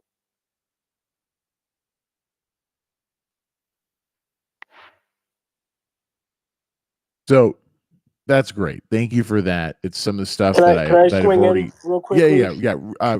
Frankie, I want you to stay with us, ask a question, but I have a follow up really quick. So that built on some things I thought I already knew. So that's great. That wasn't like completely out of the ballpark here. But then Frankie's situation where he was with an employer, whether it was a company or a city, he's done a lot of work for municipalities. They didn't like it, so they wanted to switch. Do you have any idea how it works if a company wants to switch? Is that a reasonable situation? Does the company that you're using, do they fight you because they don't want you to leave? Can you give us any insight into how that works? I'm going to clarify. Are you talking about? Are you talking about the company deciding to go with a different health insurance, or an employee wanting to change? So it could be either. My general question was if a company or a city or a school district wants to switch healthcare companies, what's that like? Or if you work for whatever and you don't like the healthcare that you receive, I assume you would just get your own plan on the market. So you could comment on both of those. Yeah, thank you. Yeah, I mean, from the employer side, it's just like usually you're going to just sign a contract with them. So, you say, well, this year we're going to go with United Healthcare, and this is oftentimes what people's insurance change at the beginning of the year. So January 1st, oftentimes your employer may decide to go with a completely different health insurance.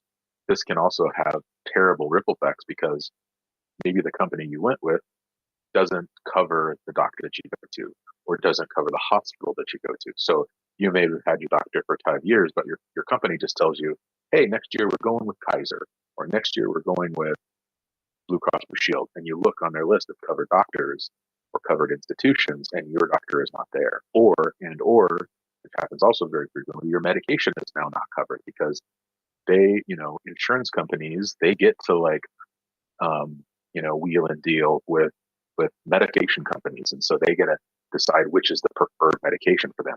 Again, that's them.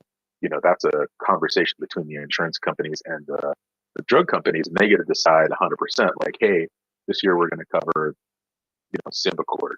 This is the inhaled medication we're going to cover, the inhaler. Now that might not work for you, but they don't care if it's in the same class, and they basically cover it, or whatever it is. And so there's a conversation and a thing between the drug companies and them. But from the employer standpoint, they get to basically change every year. There are some rules in terms of coverage, and there's that open enrollment. I think there's some laws around that. Insurance is highly regulated, but what insurance companies do is they find a loophole on how to delay paying for things, or delay paying for medications or procedures or whatever. And yeah, I think the second part of your question was, if somebody wanted to, if the employees were mad, then you could petition your company and say, hey, United Healthcare sucks. We want to go with something different, and they could choose to or not.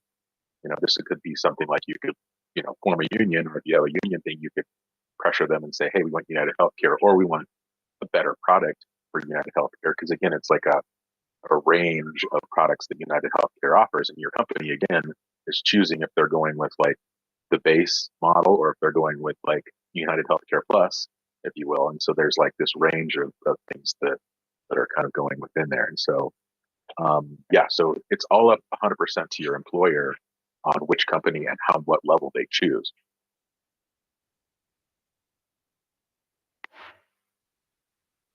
Thank you. We're going to get to apostate Nate here in a second, really quickly. I apologize. Your hand has been up. MC Funk, let's get back to you in a second, but I do want to hear from Frankie J, because he was the one who instigated this, and it would be really a dick move of me to not allow him to ask a question. So Frankie, you have a question for Bjorn. MC Funk, go ahead and put your hand up to remind me that you're in line. Frankie, take it away. Yeah, to kind of piggyback off of what he was saying, it is by all means the choice of the employer, and sometimes they will or will not sign a contract. It could be a 1 year, a 3 year, or whatever year. And the thing is the municipalities that I worked with, the unions got involved big time because there was a lot of people that were getting up there in age and having health issues, and the United Healthcare was just absolutely just trash for what for the places I worked. A little bit older crowd, people had some illnesses, and they tried to go cheap. But the unions got involved and basically said, either you do this or we're not going to do this. And when it came up to renegotiating the contract for the next 5 or 6 years, it was brought in that they were going to upgrade the insurance, and that they did. They brought in a way better company. The only kickback was our monthly premiums went up by $76 a month for a family plan, which really at that point really didn't matter. But no, it is all by choice of the companies or the municipalities on who they go with. And a lot of times it's, sadly enough, it's they're going through a brokerage or a broker that they play golf with, that they're buddies with, they've been family friends with for years. So they feel like they're cheating on that person if they do go to switch companies. And it's a lot of back behind the scenes crap that really isn't just making a phone call saying we might select you, what can you offer us? It's going through a brokerage, and brokers have relationships with these health insurance companies too, and they force it onto company A or company B because they get a percentage. So it's all a big money game. And like I said, fortunate for me, I was able to work my way through it, but there were some unlucky people that didn't make it until they switched over to a better and more reputable, better coverage overall insurance package that was everyone was happy. Um, I mean, everyone was able to pick their own doctors. There was no copays, so I guess, if you want to say, made up for Jesus, it so in a way. they moved the company to Finland. It sounds like that sounds Pretty doesn't sound much, very yeah. I mean, American. I had great healthcare. I will say, when I was working, I had, in the area I lived in and at the time, I had primo healthcare. It covered vision, dental, everything. No copays, nothing. No deductibles that you had, no high deductibles, no low, nothing. I paid Mother nothing effing except my public monthly. workers, them with their really good Yeah. health care. I mean, I did pay a monthly fee of, I think, $286 a month for a family plan, so that came out of my pay.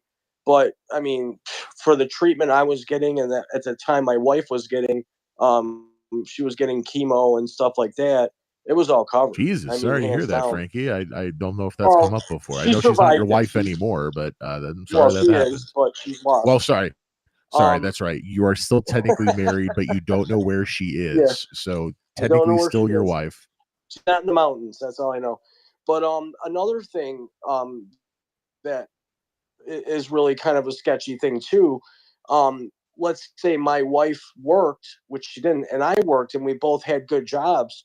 You do have the option to opt out of insurance package at your job if your wife has better coverage, vice versa. So if I have better health insurance than my wife does, that's being offered at her work, you can select either one, or you can go with both.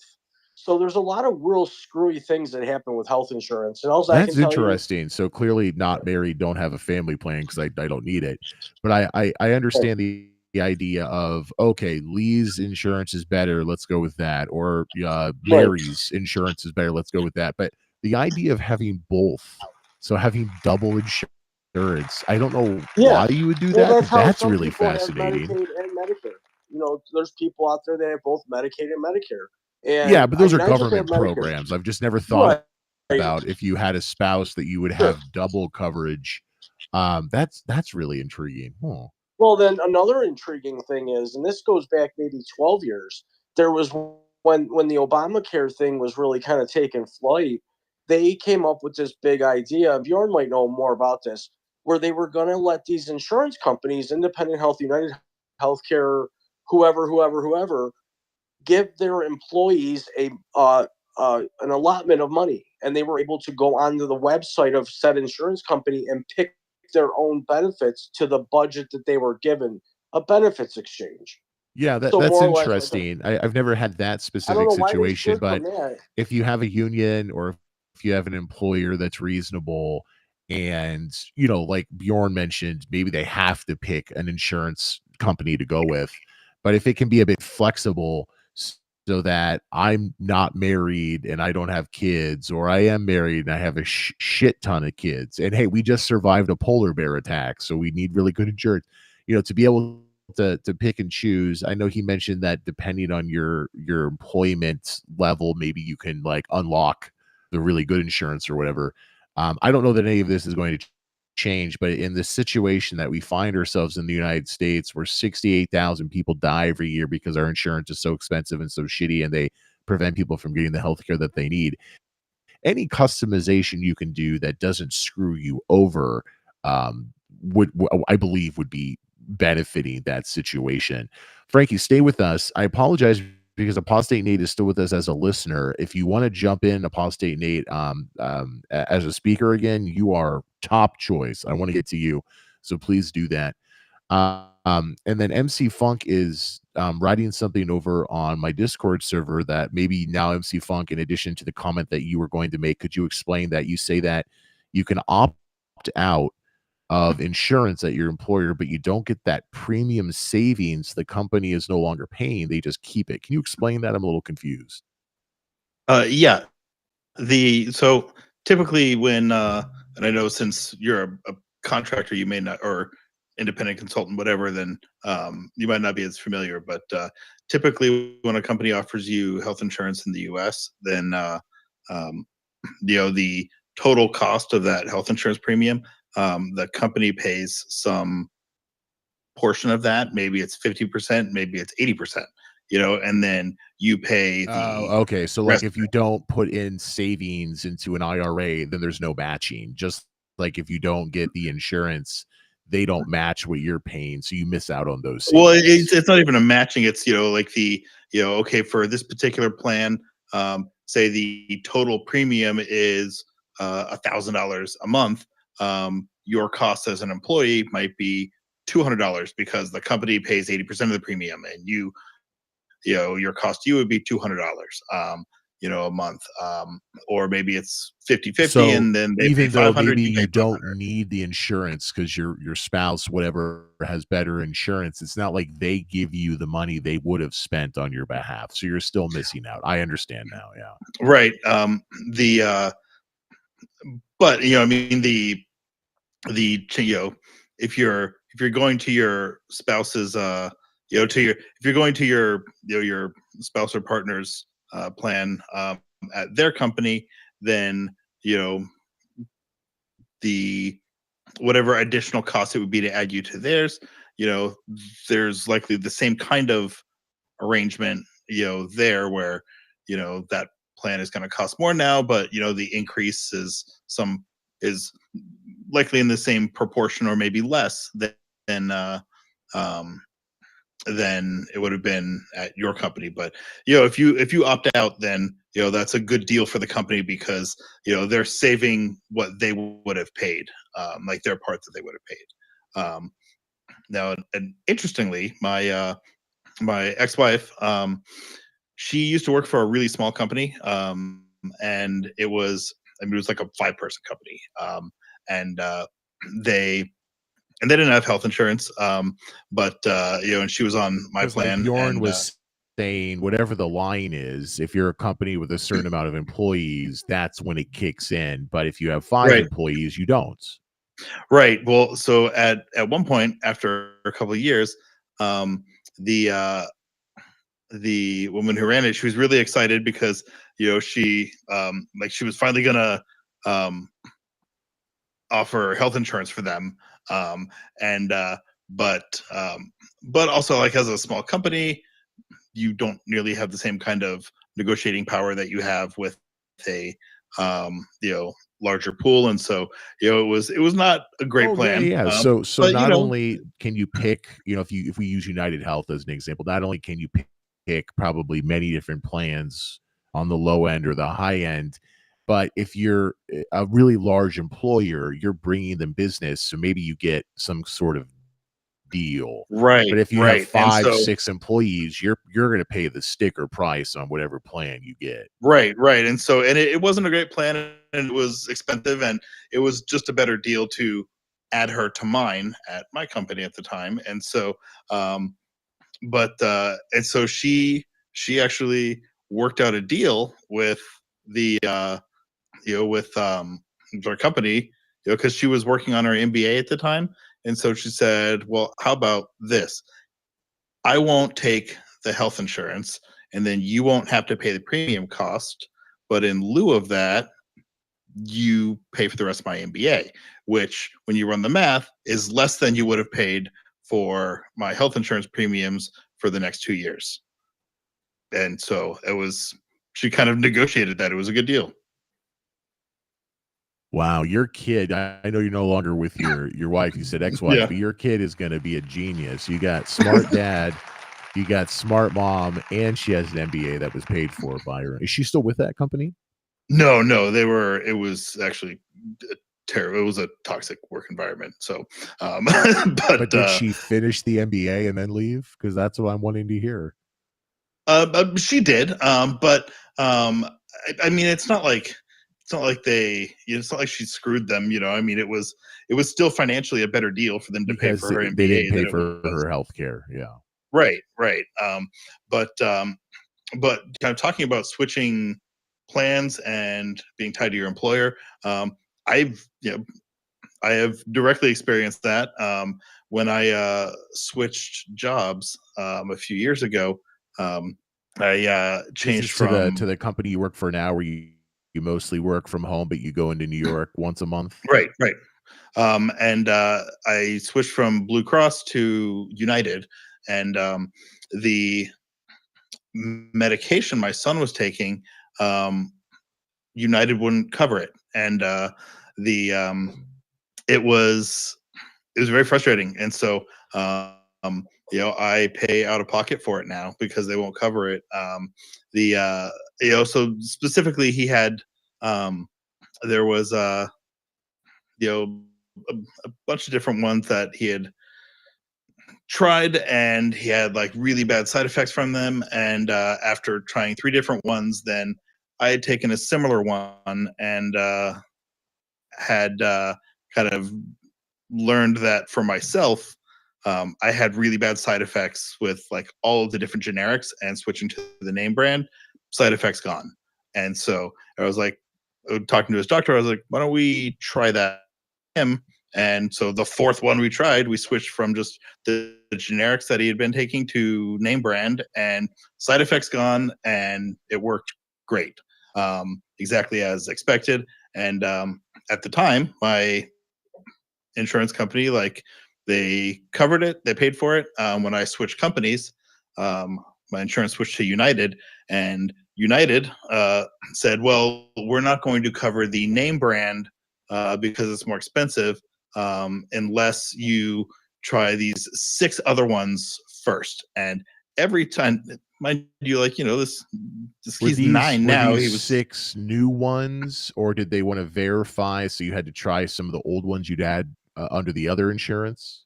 But I could, the previous ones counted. Okay. But still, like, every time you made a switch, it was really, really hard on him.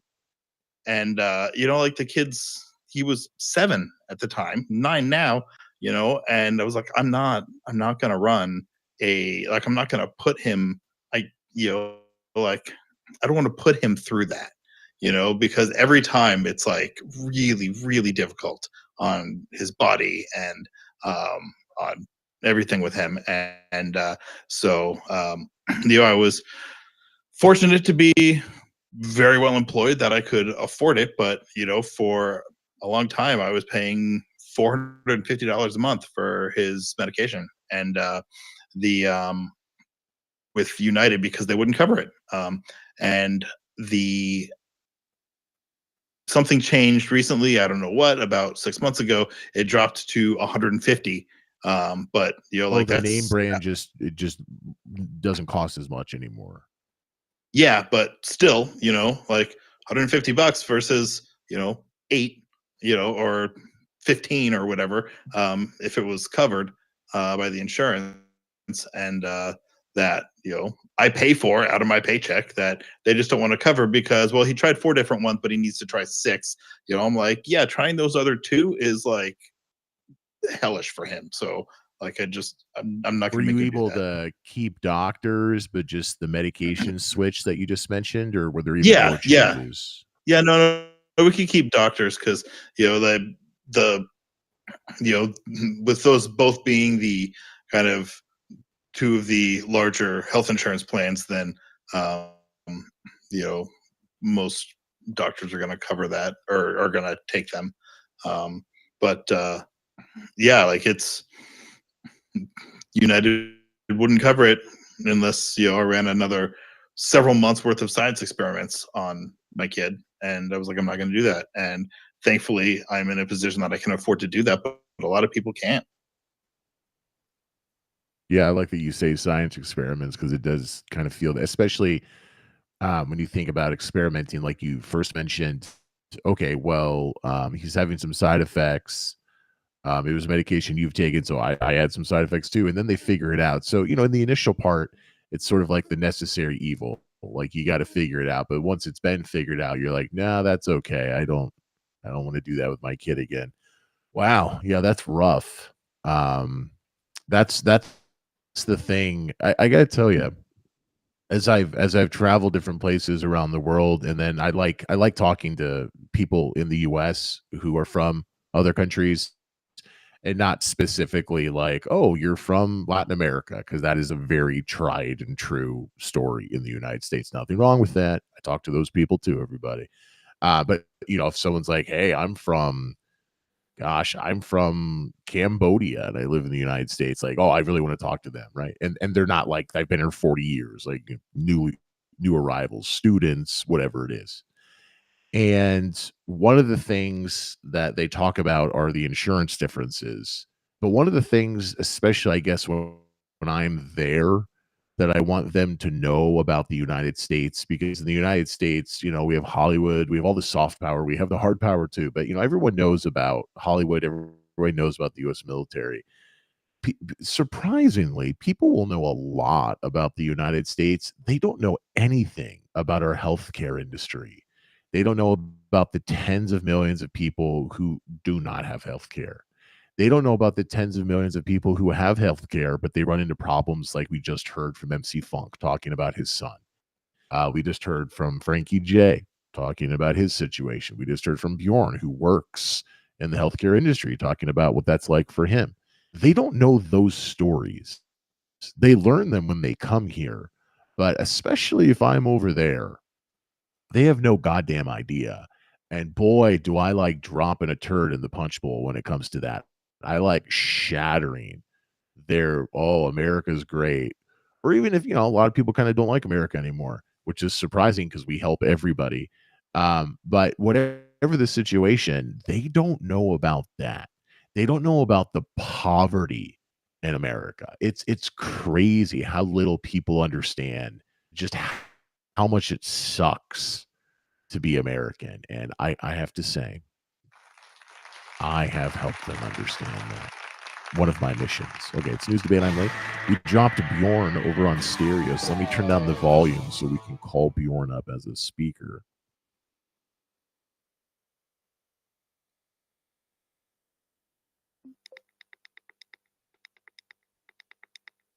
All right, we're calling Bjorn back up over on stereo. Okay, so we can keep talking about the UnitedHealthCare CEO slain. Why don't we do this just to buy some time, and then you guys think about your hot takes, stories that you want to discuss on today's program. Anything, we can go back to sports, we can do whatever we want.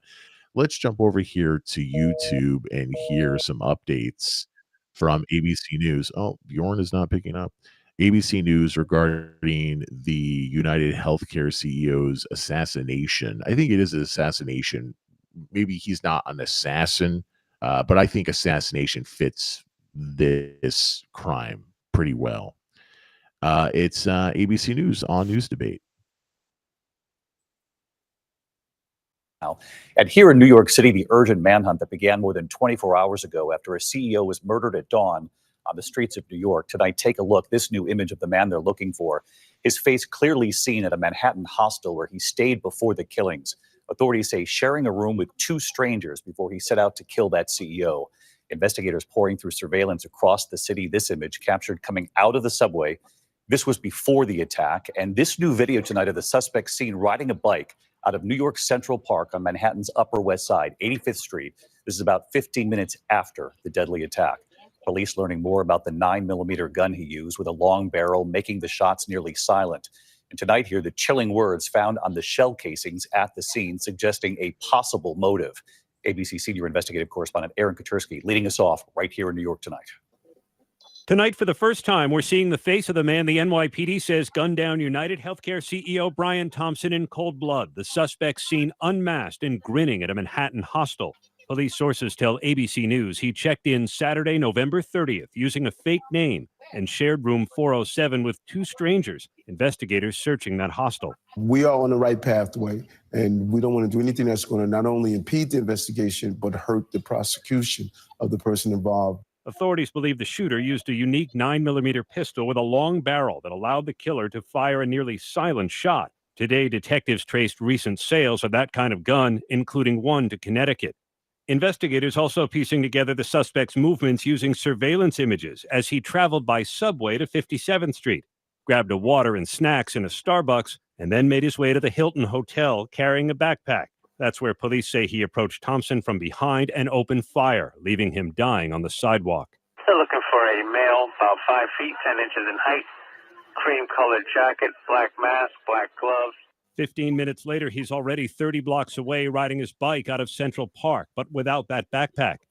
Police have not revealed a motive, but they found clues that may point to a grudge against UnitedHealthCare or the whole insurance industry, including shell casings with the words deny, defend, and depose written on them, echoing the title of a 2010 book, Delay, Deny, Defend, Why Insurance Companies Don't Pay Claims and What You Can Do About It. Earlier this year, activists targeted UnitedHealthCare in Minnesota with at least 2 protests, staging a sit-in, even carrying a mock coffin. Protesters accusing the company of greed and pointing out Brian Thompson's $10 million compensation package. Our mission is to bring people together to turn private pain into public power in an effective, focused, nonviolent way. Tonight, Thompson, a father of 2 teenage boys, is being remembered in his home state of Minnesota. He was a beloved individual, very friendly, very nice, very outgoing, and he was working hard to make a difference for the employees that work there.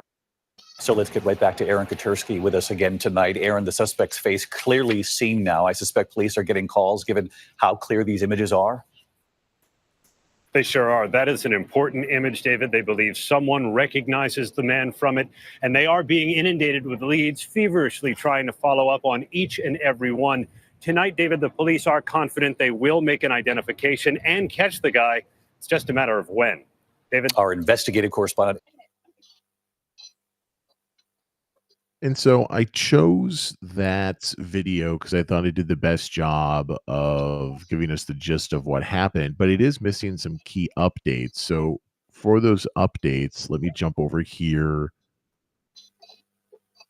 Oh, Bjorn, did you want to throw in?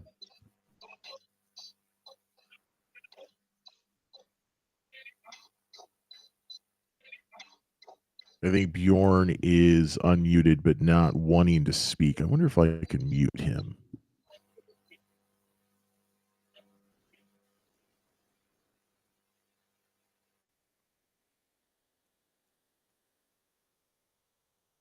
I think I have muted him.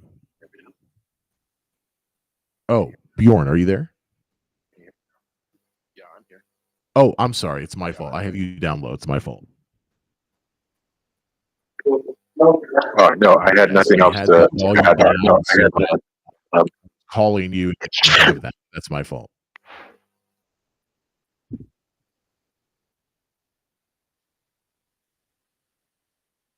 Okay, so after no, all of that, yes, Bjorn. To add at the moment. I mean, I guess I could just say one thing and just say, from the medical side of what what is like take someone through just like what is a authorization and what prior authorization mean.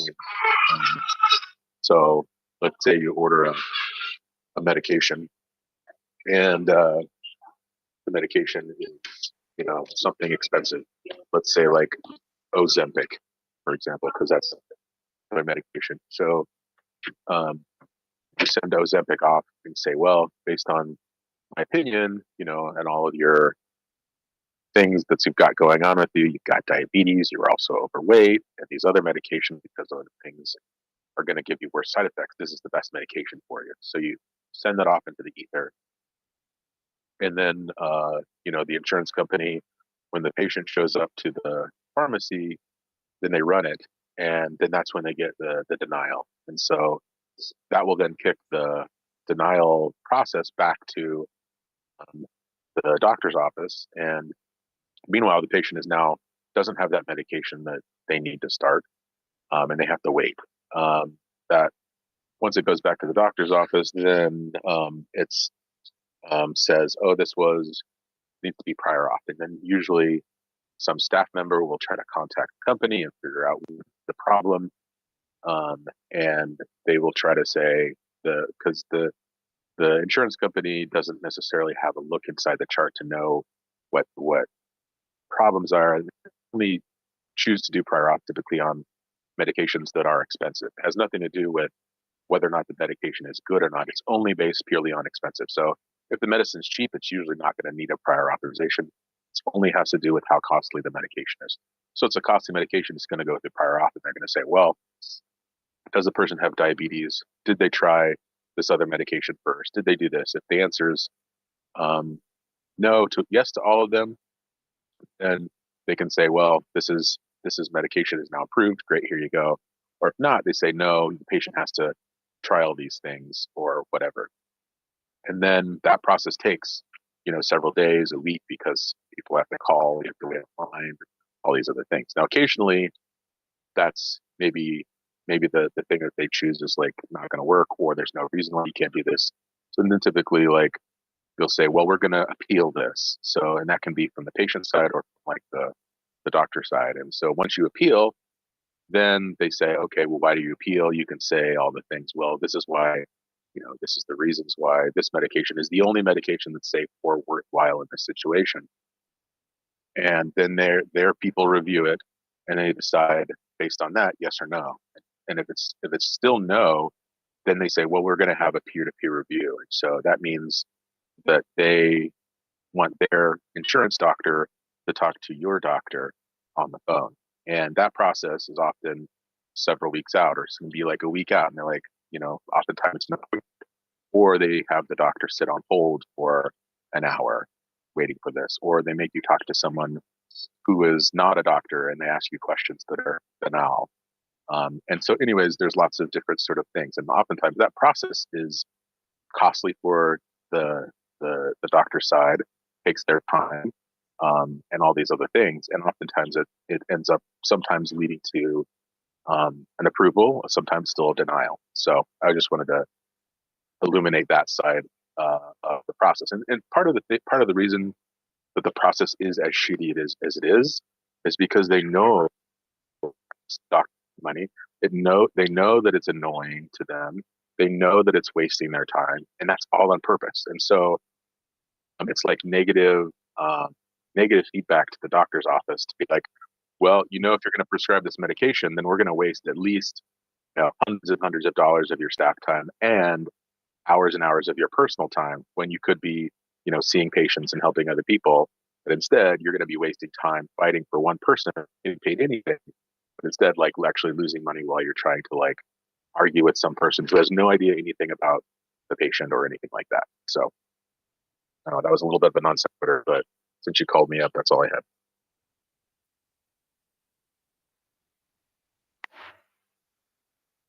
No, that's fantastic. I have had windows into what you just described as a patient when I was trying to get things covered, or when I had tests done and then they were not covered, but they were already done. So then they wanted me to pay, the full price.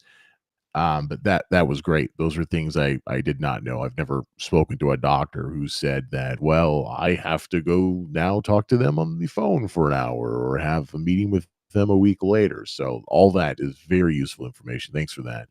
Apostate Nate has joined us as a speaker again over on Twitter Spaces. You had your hand up for a while back earlier in the show, Apostate Nate. Do you have something to add to this discussion of healthcare and the assassination of United Health's CEO recently in New York City? I mean, it's hard for anybody, I think, to advocate the murder of somebody essentially walking to work, right? Like shot in the back. I mean, that's a scenario that doesn't, it just doesn't seem to have much justification. I wonder what we would find if we did enough, digging and research into credible claims of denials among United Healthcare customers that led to serious life-altering injury or death. I would like to know that, and I would like to know how much of that took place under his tenure. I think there's a lot of things you obviously have to know. People are complicated people, but I mean, it seems like their rejections have really gone up. I believe I heard somewhere this individual was about to be investigated for insider trading league. Did that come up? I had to step away and put my kids to bed. We have not discussed that, but I'll try to see if that is the case. United Healthcare CEO insider trading. Come Yeah, on, see if there's Google. anything there. Maybe the birdie whispered the wrong thing to me, but I thought, it doesn't that thicken the plot. I'd be willing to bet that wouldn't exactly looking into kind of claim denials with real serious outcomes. That wouldn't exactly reduce the suspect pool too much, unfortunately. Yeah, it widens it probably. So this is from the Washington Post. Says he faced ongoing court battles and threats, but nothing like because of his actions. It sounds like more because of his role. But I'll have to read more of it. And of course, the Washington Post has a paywall on this one. So let me see if I can break it. He was steering his company through court battles and legislative threats at a time of public frustration over health insurance industry tactics. Its parent company generates $400 billion in annual revenue, so yearly revenue, has been under increasing scrutiny by lawmakers and federal officials for allegedly hurting consumers with monopolistic practices. Some Democrats have accused United Healthcare of intentionally denying claims to boost profits. Oh, holy cow. And Thompson himself has been accused of insider trading. He was well liked internally at United Health, where he had risen in the ranks over 17 years before being named CEO of the insurance giant in 2021. He had previously run the Medicare business within United Healthcare.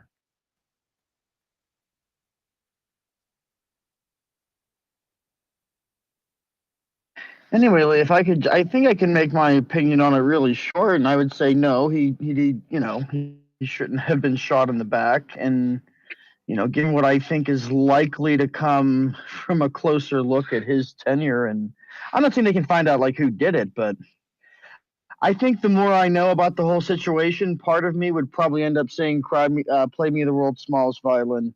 Yeah, no. But once again, I don't want to see any reports, any more reports, and I encourage people to not even try to make them and to not give comments related to what I'm about to say, talking about how he was liked and he was a good guy and people are going to miss him. That is not what this story needs right now. It may be true to a certain extent. I don't think anybody in his position for a healthcare company should be described as a person who cared about people. I'm not saying he's Hitler, to jump to that internet debate discussion. But if you want to help people, you do not run this company. I absolutely will die on that hill. Bjorn, he's from Iowa, according to Washington Post. So I don't know. Maybe you ran into him back when you and the family used to live in Iowa. His Iowa farm background allowed him to explain complexities of healthcare in relatable terms. He said his parents who lived in Iowa didn't know what he does. They have difficulty explaining what he does, and it's hard for them to explain that he's being sued for $1 billion. So apparently his company was under scrutiny for many different reasons, but specifically for potentially overbilling the government because he ran the Medicare side of UnitedHealthCare before he became the entire company's CEO in 2021. And so apparently, whether or not it's still ongoing, there were allegations that they overbilled the government. And his parents, simple Iowa people, were hard pressed to explain that. His wife is a physical therapist, and she said some people were threatening him in the past. John Q, 2024. Yeah, it's like John Q 2024. If It this really guy does was have that an vibe, older doesn't black it? man, yeah, not a younger white man. If you switch out the actor, so all of that was from the Washington Post. Sorry, it was hard to get that because it's behind a paywall. But I have my ways. I have my ways of getting through that. Don't pay for news. It's news debates. I am Lee. Oh, something I want to yeah. Frankie J says pissed in the wrong Cheerios. I don't know why that's funny, but that's hilarious. Thank you for that, Frankie J. Something I want to mention because there are some people on the show right now who didn't hear it on Wednesday. In addition to all the great people who support the show over on Patreon, which includes people like MC Funk, people like Bjorn, people like Apostate Nate, people like Frankie J. Some people have been doing that for multiple years. Some people have joined in the last year. Whatever the case, really appreciate all you guys, including my most recent Patreon supporter, Better Vibes, who's a longtime friend of the show and just decided to support me over on Patreon, as well as recent supporter Patrice and longtime supporter Lola, not so recent. Okay, I'll just go stop saying recent. Supporter Shannon, who was with us on Wednesday but is not with us right now. Good friend of the show Mojo. Sneaky Elbow, Ron, good friend of the show, Ron, who's not with us, but was with us on Wednesday, as well as Natasha. I have had a very large amount of support come in recently, specifically from all those people, but also from Patrice. And she was with us on the show on Wednesday, and I thanked her. She has gone above and beyond. And so what that has allowed me to do is this entire month of December, I'm going to try to create as much content as I can fit into my schedule, which is, something I can do just normally in a situation. But since it is December, I was going to take a little bit more time off because I've been putting in a lot of time this last 6 months. And so I was already planning on doing some extra content, and I'm going to do a lot more. So look for more content, multiple days, different times of the day throughout the month of December. On top of that, I've decided to add an additional way to engage in the show, both during the show and when the show is not live. So you can text message or call, and I have this pinned in my Discord server and also on Twitter. So twitter.com/NEWZ debate, or go to bit.ly/NEWZ debate and click on my Discord server invite to join us over on Discord. You can text or you can call 24 hours a day, 323-250-0867. That's 323-250-0867. So what this basically does is the voice messages over on stereo, which I love, and for some reason no other social audio platform has ever thought it would be a good idea to duplicate.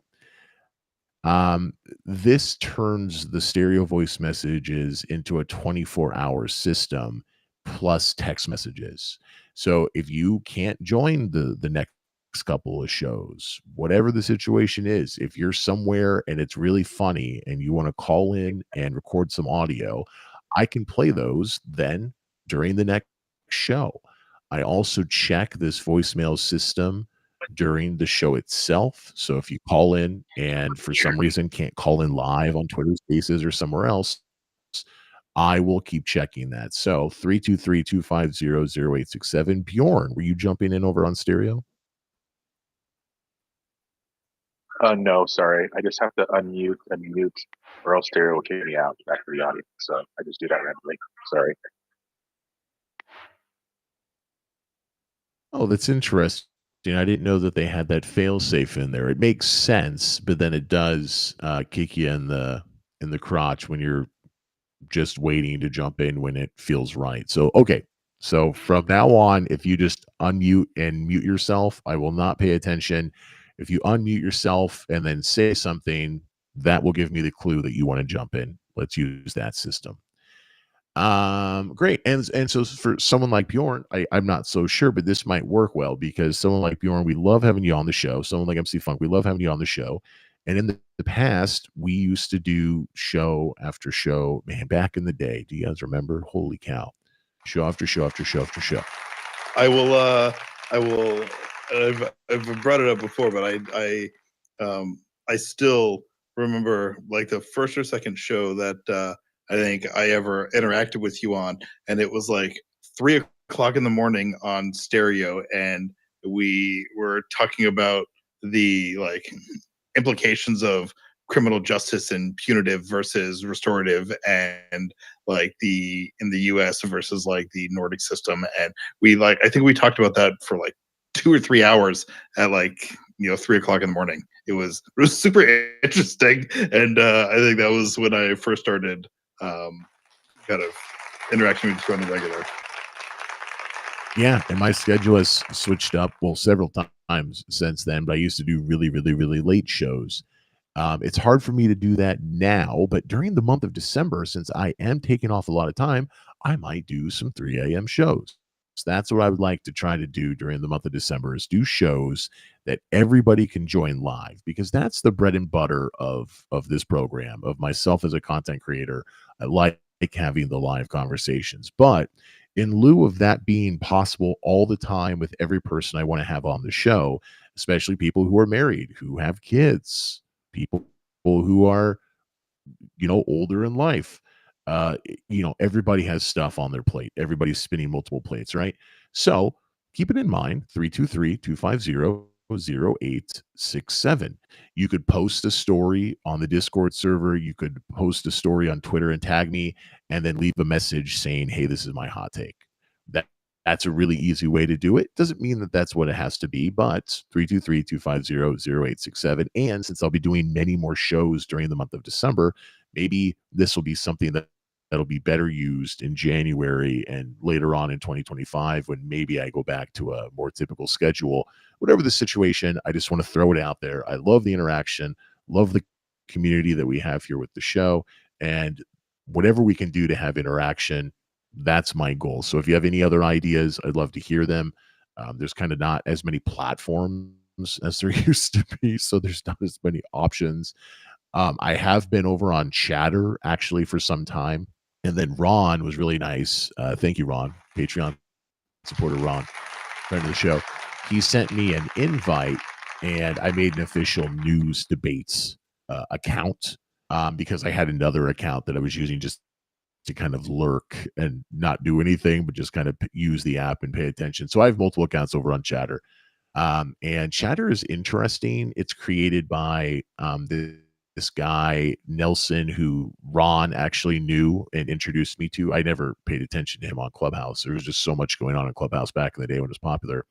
And that one just wasn't on my radar, that content creator. But he got some capital together and he created Chatter, and it's really interesting, but it has some very, very obvious flaws. And for the amount of work they appear to have put into the app, I'm surprised that they haven't fixed the obvious flaws.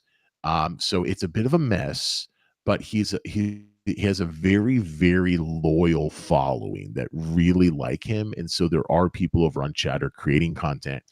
As of right now, it's not really a place that I can simulcast Cast 2 because it just has some bugs that prevent me from. I would have to do my show on Chatter basically in order to get past the bugs that exist, and that makes no sense for me right now. But Chatter is a cool new viable option. I'm always trying to find new places for social audio.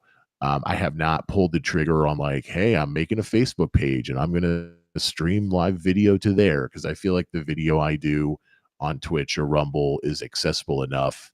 But maybe I'll start doing that. I don't know if I'm ever going to go back to YouTube, because I'd have to make another YouTube account and not get shut down, because as some people know, I was kicked off of YouTube this year for covering the fact that Joe Biden was out and Kamala Harris was in. YouTube said, no, Lee, that's a little too risque. So my entire YouTube account that had years of old shows was deleted. It's gone. There's no getting it back. But yeah, I'm open to hearing your guys' suggestions. Once again, with the Patreon support, really appreciate that from every single person, but specifically Patrice has gone above and beyond that recently, and that has allowed me to spend more time on this. And that is great, because I want to spend more time on this, and when there's a little bit of cash that allows me to make that doable in my mind, it's a win-win situation. Bjorn is asking over on Discord, hey, Lee, what's that number? I'm going to post it now. It is 323-250-0867. What's that number again? 323-250-0867. So you can send text messages. You can also just leave a voice message, and I can play them live during the show if they come in live. But I imagine, just thinking out loud, it would be more useful for messages before the show starts. But hey, whenever the messages come in, I can play them. Sorry, MC Funk, did you just throw in? It's since Bjorn is asking on Discord, it's also a pinned message in the general channel. So yes, I will update my. I'm trying to think of the best way to. I'm just like kind of giving it a few days before I make a change, but bit.ly/NEWZ debate is my catch-all link that has, you go there and it gets a link to everything. And there used to be a lot more, because once again, there used to be a lot more social audio platforms, and I'm trying to think what's the best way to display that. But eventually I'll add that to my link tree, which is what you see when you go to bit.ly/NEWZ debate. And yeah, we'll use that to communicate. Of course, you can always post stuff over on Discord text wise. You can actually, if you're on Rumble or Twitch, you can send me a text message. I'll see it and I can send one back. You, of course, Twitter is probably the easiest one, the one I would recommend, but not everybody uses Twitter and everyone likes Twitter. Oh yeah, and we're getting messages now. People are texting me. Yep, we can do text messages over on 323-250-0867 and also voice messages. What's interesting, Patrice asked me this like yesterday. I did a show Wednesday, and I thanked Patrice in person on the show and announced that I was doing a lot of content in December, and also unveiling 323-250-0867. And she was like, Lee, if I leave you a message, can you like edit it so that, you know, if I, I don't know, I want half of the message to be played. In theory, I could, if you leave it before the show starts. I'd rather not, because that's just work to get the audio and then edit it and then export it and do all that stuff. I'd rather not, but it is technically possible. But if you leave a message during the show, there's no way that I'm doing that, because it's a live show. So that's the caveat here. That's the pay attention to this, is that if you leave a message, if I play the message, the entire message plays. If you leave a message and then send me a text message or leave another message, and it's like, on second thought, don't play that first message, I will absolutely do my best to remember that, and that should not be an issue. But a message will either get played or it will not. If you send me a text message, it's a little different, because clearly I just don't have to read all the text, but audio during the show will be played if it is left. Hopefully that makes sense. MC Funk, your hand is up. Yeah, I missed the past couple of shows, so I was wondering if you guys had just kind of on the broader topic of hot takes, if you guys touched on the turmoil in South Korea at all. with the president declaring martial law and then As you undoing know, it. we talked about that on Discord a bit, but no, we have not covered it. Do you want to do that now? Yeah. So, I mean, I think it's a very interesting situation. So but I guess for people who don't know, it was a couple of days ago that the president of South Korea declared martial law, and in the country, essentially kind of imposing military rule and suspending kind of civil government, if you will. And his claim was that it was to purge kind of North Korean sympathizers from the government who were kind of putting the state at risk. But all of that seems kind of BS. And it was immediately after he declared it, then their parliament or Congress or whatever their legislative branch there, they basically all convened and kind of declared it They not only convened, illegal. but they went to their Congress building and the fence was closed and there were a few soldiers there, but the video I saw was mostly cops and it was unarmed cops. But while I didn't see any fist fights breaking out and no one was beating people down and arresting them like you would expect in the United States, what I saw was that the Congress people were climbing the fence and people were literally pushing them over the fence because once they got in, they could have the vote, but the door was closed. It was really interesting. Yeah, well, because I think part of that invocation of martial law is effectively suspending the legislative authority, and so they're blocking the building and saying no, you can't come in here to conduct business is suspended. And they were like, F that. And there was of the 300 and something members that they had, they 192 got in, which I guess was enough to by whatever procedural Yeah, is rules that they have, the they terms had enough they had a people to quorum? They had enough to have a establish a vote? quorum, and then it was a unanimous vote that it was Yeah, invalid I or believe illegal. the Liberal Party has done really well in elections since this conservative won the presidential election. But that being said, I think members of his own party voted against him in that vote, right? Well, they both did. Yeah. And it was unanimous of everybody that made it in. And but what's interesting, and I guess there's a couple of things interesting about this, is that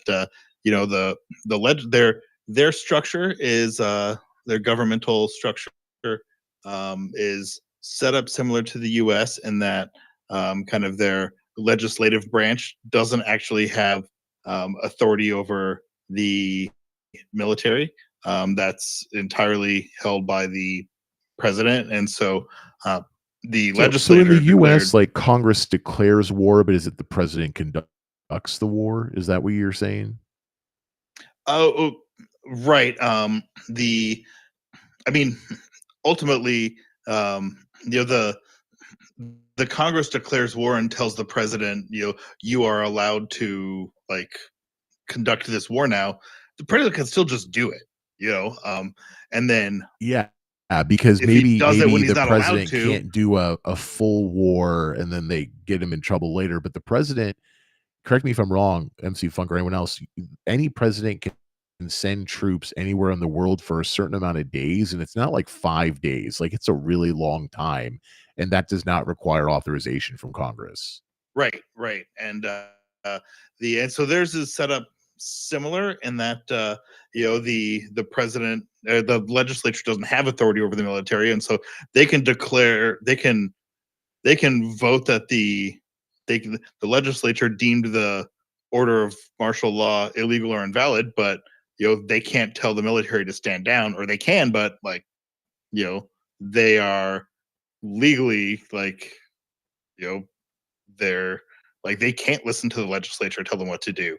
Like if the president doesn't tell them to stand down, then they don't stand down. And so they declared it invalid and illegal, and then a few hours later, the president basically lifted it. He was like, "Okay, you guys can go." So there was kind of this couple hours where so it was the vote. So he says martial law, and there was some ambiguity, but then there were some very specific directions, like no political organizing, which means Congress cannot meet, right, and a bunch of other restrictions, but still not like martial law like you would see in a movie where the troops take over the country. So it was still like a little strange, but it was definitely, I declared martial law, and here are some specifics.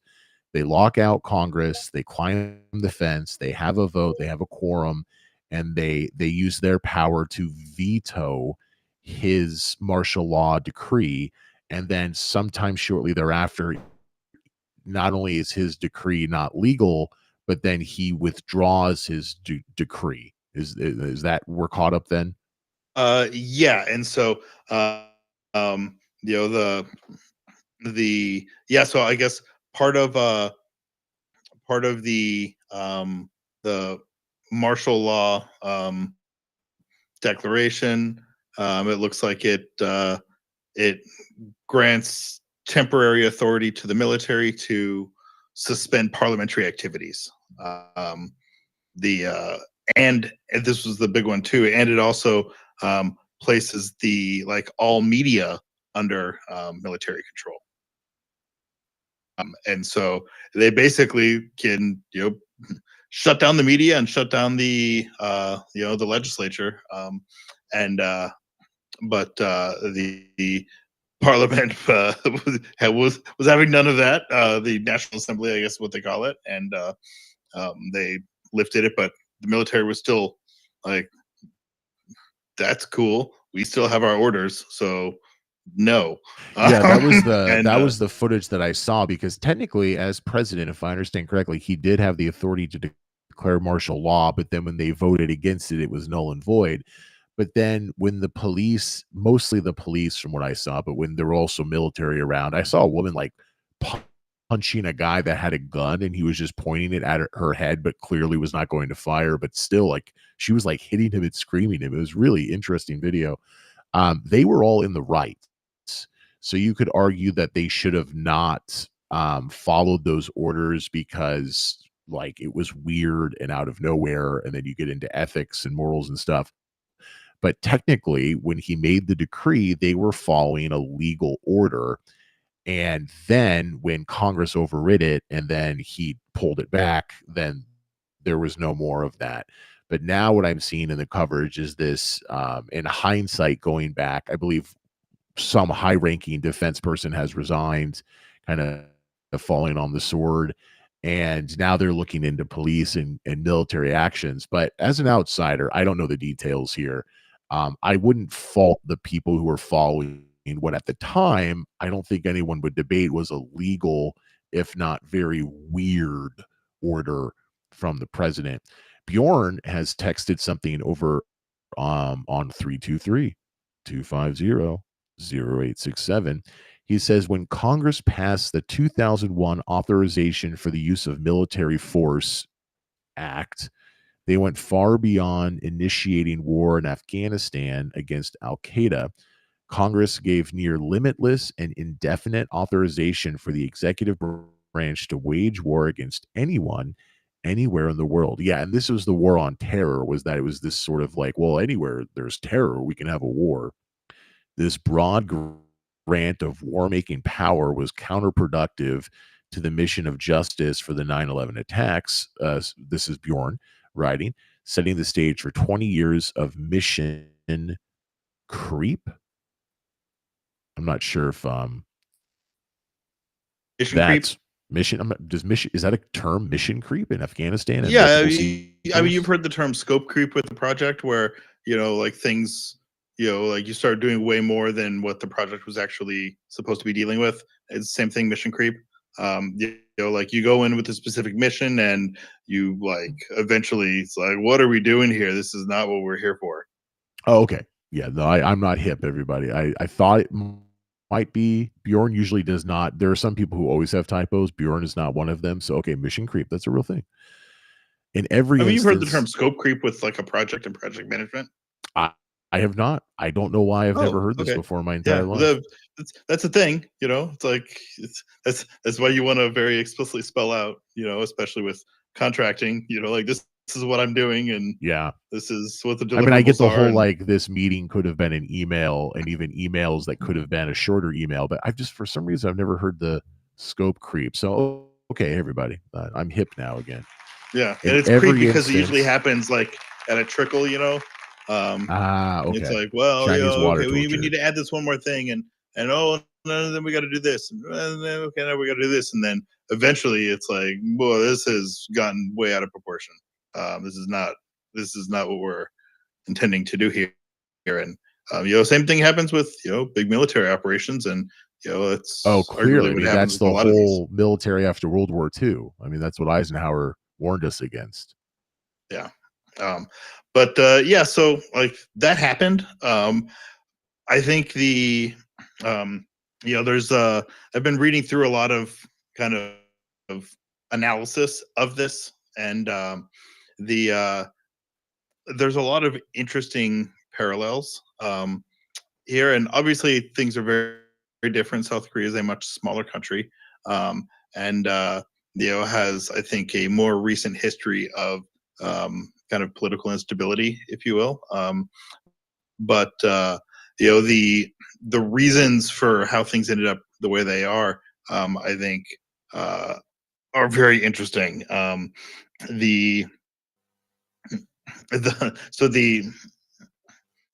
lot of, obviously the president said it was to kind of get rid of these, or to kind of deal with some of these specific direct threats. Nobody's buying that, and but I think there's been a lot of efforts by the legislature to like impeach a bunch of his cabinet officials who have been it's essentially like they have a divided government, and like he can't get anything done, and the Congress is And I thought basically I read like something that they were picking going apart after his all wife as well. So it was like not only yeah, political the stuff, one but his coming after wife was in trouble. his cabinet officials, and he can't actually do anything, and so he's basically mad that like I want to do all this stuff, Congress won't let me, and they're like it's like death by 1,000 cuts. Screw you guys, martial law, you can't do anything, I'm gonna do my stuff now. That didn't work. And then you add in the North Korean stuff, and then that's basically it. There was another part of Bjorn's text message, and then he says he was sending this from a source that were not his words. And then it made me think. I'm going to read it in a moment, but I was like, that can't possibly be the case. But oh yes, thank you for pointing this out, Bjorn. I didn't know this was the case. So this is an addition to what Bjorn sent in his second message, but it's the same content. The last time the U.S. Congress formally declared war was on June 5th, 1942, during World War II. On that date, Congress declared war on Bulgaria, Hungary, and Romania, which were Axis powers allied with Germany and Japan. In total, Congress has issued formal declarations of war only 5 times in U.S. history. So the War of 1812, which was the Revolutionary War Part 2, in my mind, the Mexican-American War, 1846, the Spanish-American War, 1898, World War I, which was declared in 1917 against Germany and later Austria-Hungary, and World War II, which was in 1941 after the bombing of Pearl Harbor in Japan. Then actually, if memory serves, Germany declared war on us afterwards, and then so it looks here like we declared war on them, Italy, and others after the fact, but Germany actually declared war against the U.S. first, if memory serves, and it's this weird thing in history that still makes no sense. And then ChatGPT then writes, Since then, the United States has engaged in numerous military conflicts. Examples include the Korean War, the Vietnam War, the Gulf War, and the wars in Afghanistan and Iraq. So, all of those, look at this, the Korean War, the Vietnam War, the first Gulf War, so the second one, the one we just call Iraq and Afghanistan, were all without formal declarations of war from Congress. Wow. Yeah, the Korean War is kind of famous for that because it's kind of famously known as like a police action, is what it was like formerly called. But there's been a lot of have a Korean War memorial and a Vietnam War memorial in DC, even though they were not wars. Yeah, the there's been a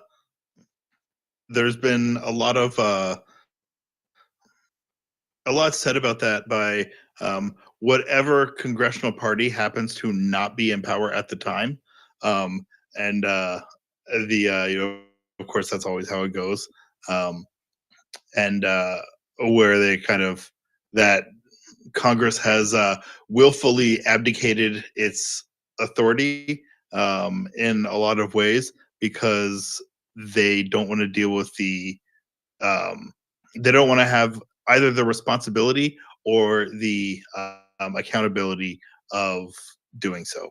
So they kind of just kick it to the president, be like, make him deal with it. We don't want that to be our problem because we might suffer political consequences. So a lot of that gets abdicated to the president, and same with like the printing of money. Congress can't do that anymore. They used to hold the authority for that, but yeah. So kind of this idea of I think there's a lot of parallels in this situation when we look at the situation in their government, with kind of a divided government, and this particular president is seen as kind of part of their far right, and was, if I can interject really quickly, he is kind of like a weirdo.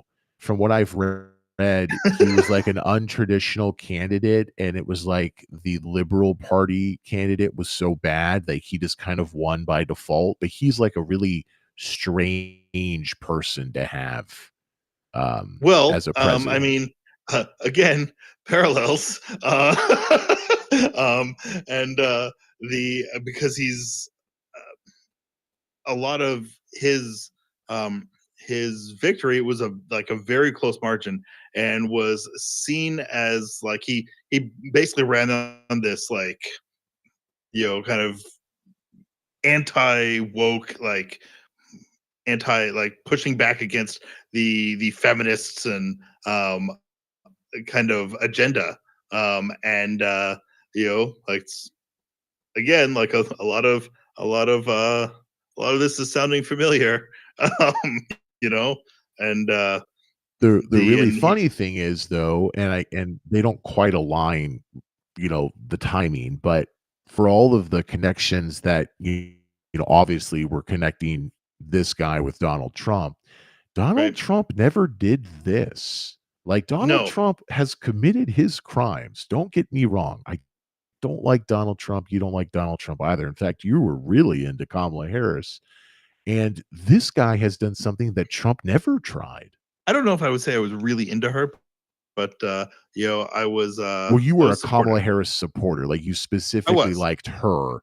And I was like open to her because she wasn't Biden, and then turned against her. But you liked her more than me, I guess, would be the better way to say it.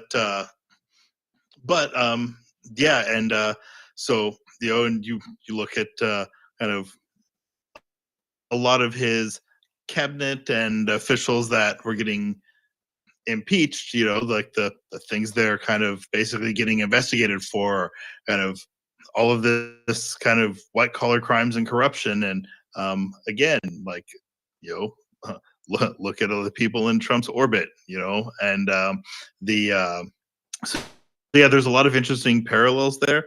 And I think the kicker has also, or it's also been, because they're in a kind of divided government situation, then he's not been able to actually do any of the things that he wants to do, because he can't get the his kind of legislative house to kind of pass those things.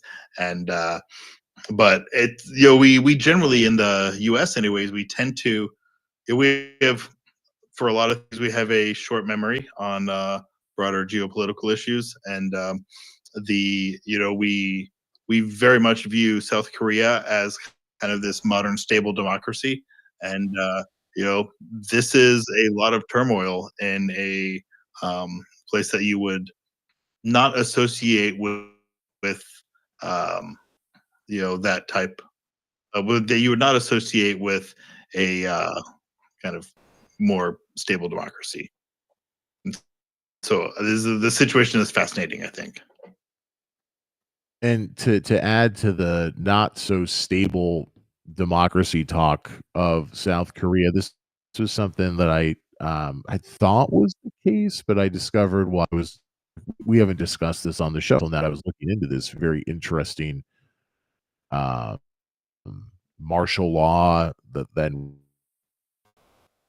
I'm going to share my chat GPT screen now. So this is over on twitch.tv/NEWC debate and also rumble.com/user/NEWC debate. Great. Talking is hard.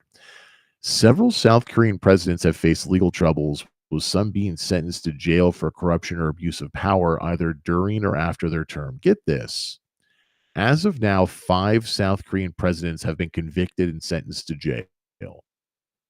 So while this guy has not been impeached and he's not been put in prison, this whole idea now that he has to be taken out, and he has not taken out, it's the wrong terms, has to be removed and maybe even could be sentenced to jail.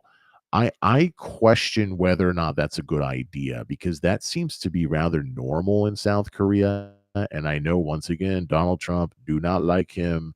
I know Donald Trump's a shitty guy, and he's done things that could put him in jail.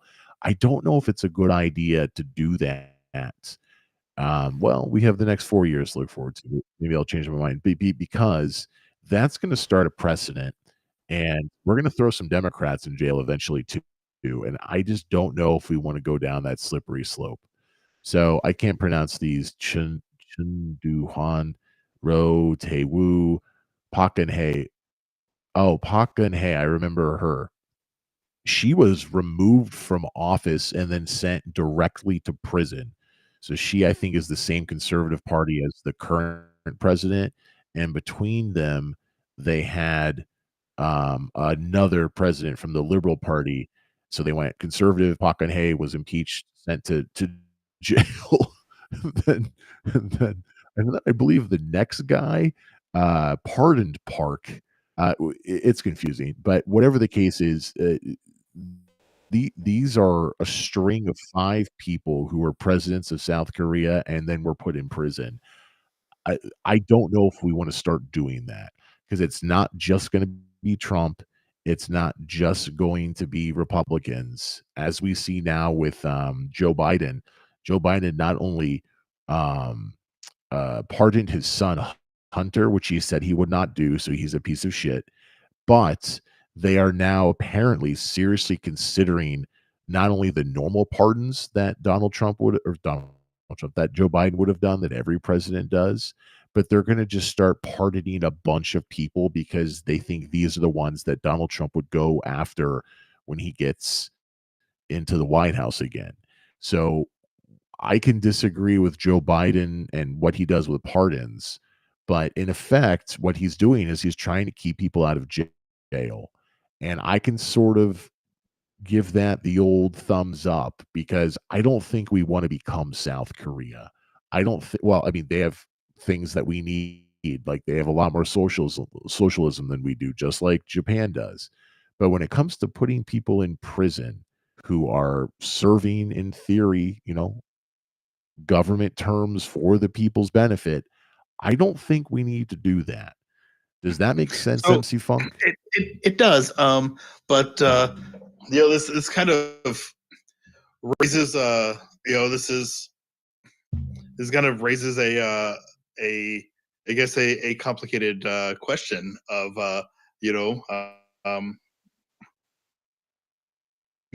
you have the principle, we like to stand on this principle of law and order, and that nobody is above the law, but you know um, is the practical reality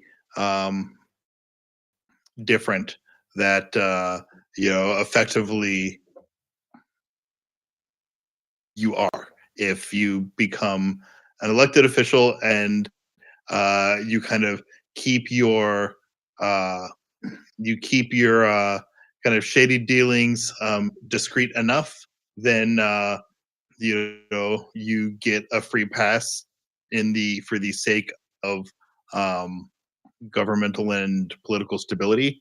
Is that is that what we're saying? Well, I think Because these people that have without been in prison, impunity, like that's it's what I not am like insane. it's. I If mean, if it turns out that Donald Trump has a bunch of people murdered, like specifically like UnitedHealthCare CEO style murdered, that's a different story. But like, okay, he erodes a democracy and he does things similar to what he did in his first term, which I do not think in any way, shape, or form is legally being responsible for the attack on the Capitol, then I would say no.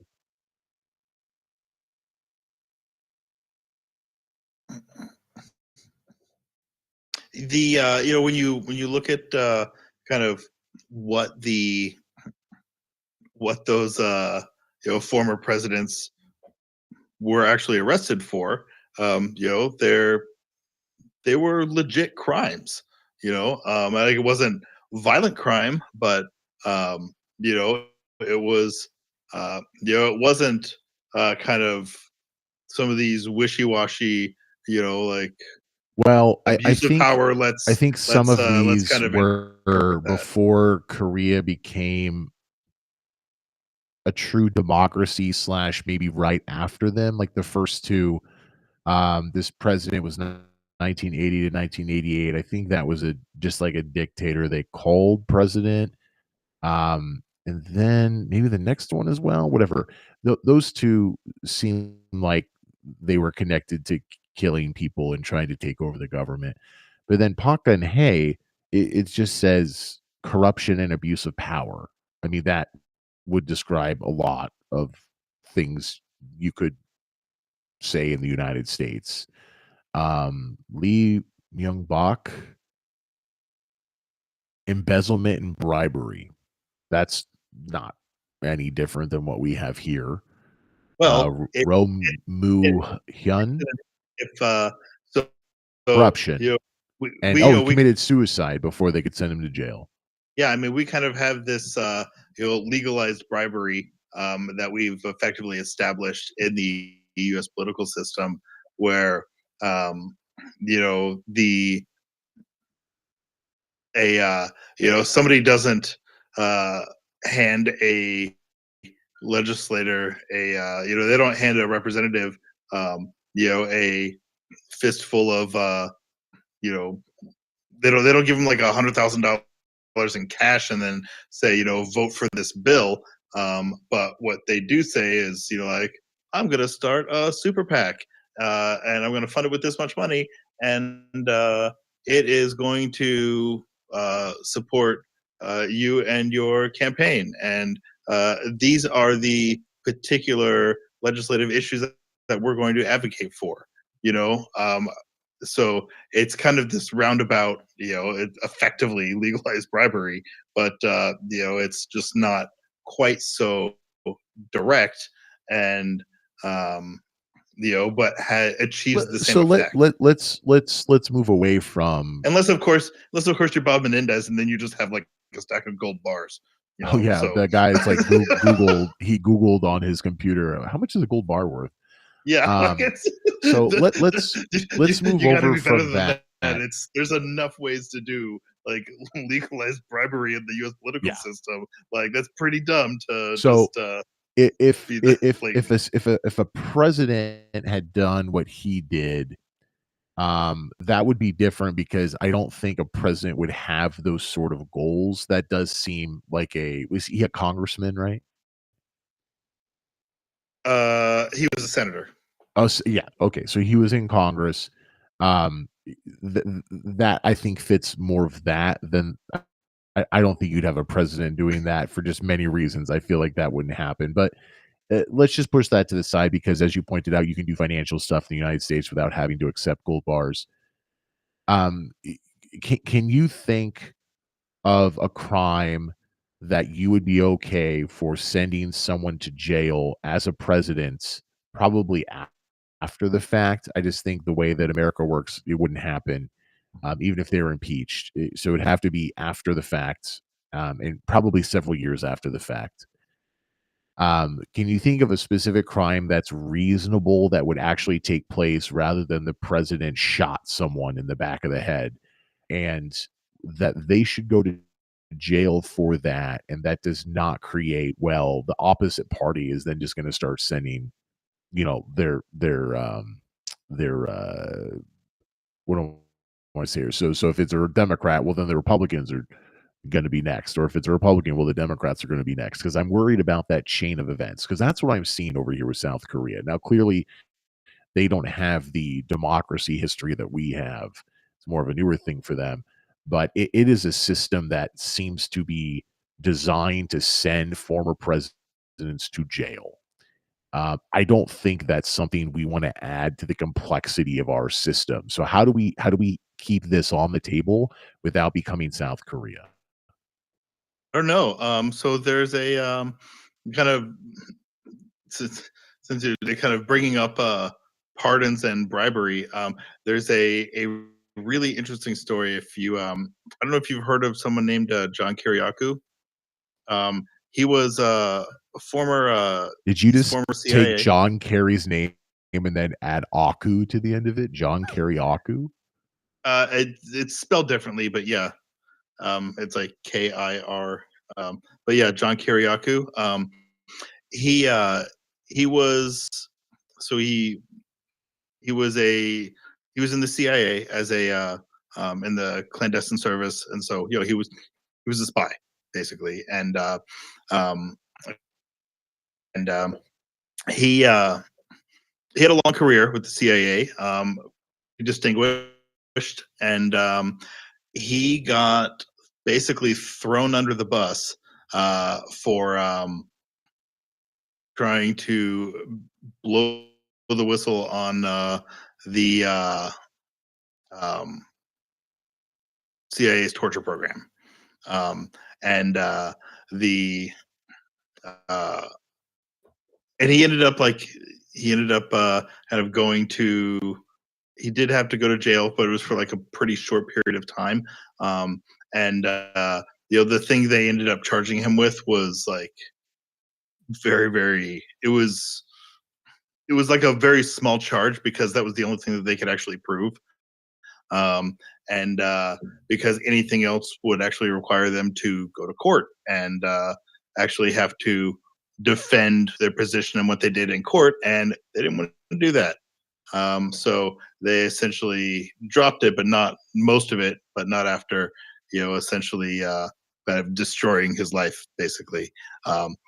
But that's kind of his backstory, and he many years later, while and this was while Trump was president, or no, it was while Trump was president.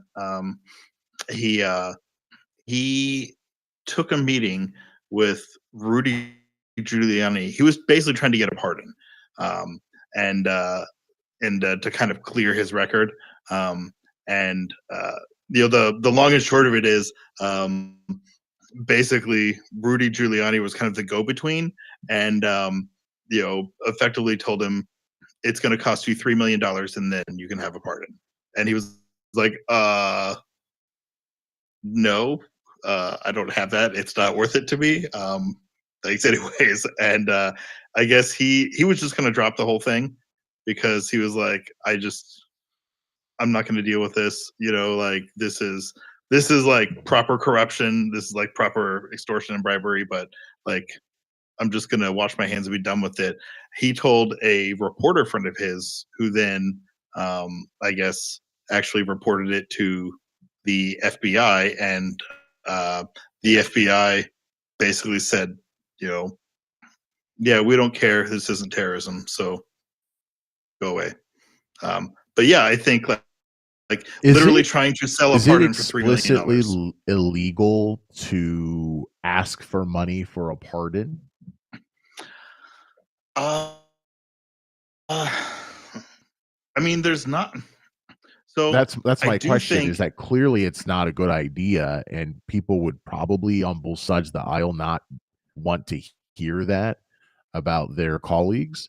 But so. Bribery is explicitly mentioned, and so I think that would qualify as bribery, like legally. This is what this thing costs for me to do that I have the authority in my position to do. This is not something I would normally do on my own with my authority to do so. If you pay me this much money, then I will do it. I think that's pretty explicit bribery. And that's not even like shady under the table implied bribery. That's like explicit. And bribery is something that is explicitly called out in the Constitution under the impeachment standards. But So don't you think they could get through it by having like a super PAC fund it, and then it goes to another super PAC? So like a super PAC pays not necessarily for him, but if there's a high profile person who wants a pardon and it's $3 million, and okay, we're gonna figure it out. So he gets his friends, sorry, it's 2024, Lee, almost 2025. They get their friends to donate money to a PAC. That PAC then donates money to another PAC that is much more aligned with the candidate, and that's the same thing, but that's legal. well, no, so like that's different, because one, it's that's like only into a campaign. This is like, give me cash in my pocket.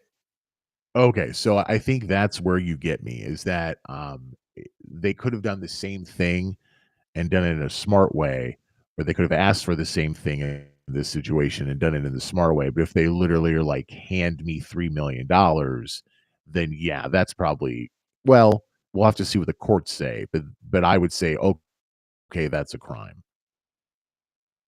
And but I mean, when you get to that level, then the crimes are. And here's the thing: like people don't care as much about white collar crimes, and like at the political level, this is all like white collar crime.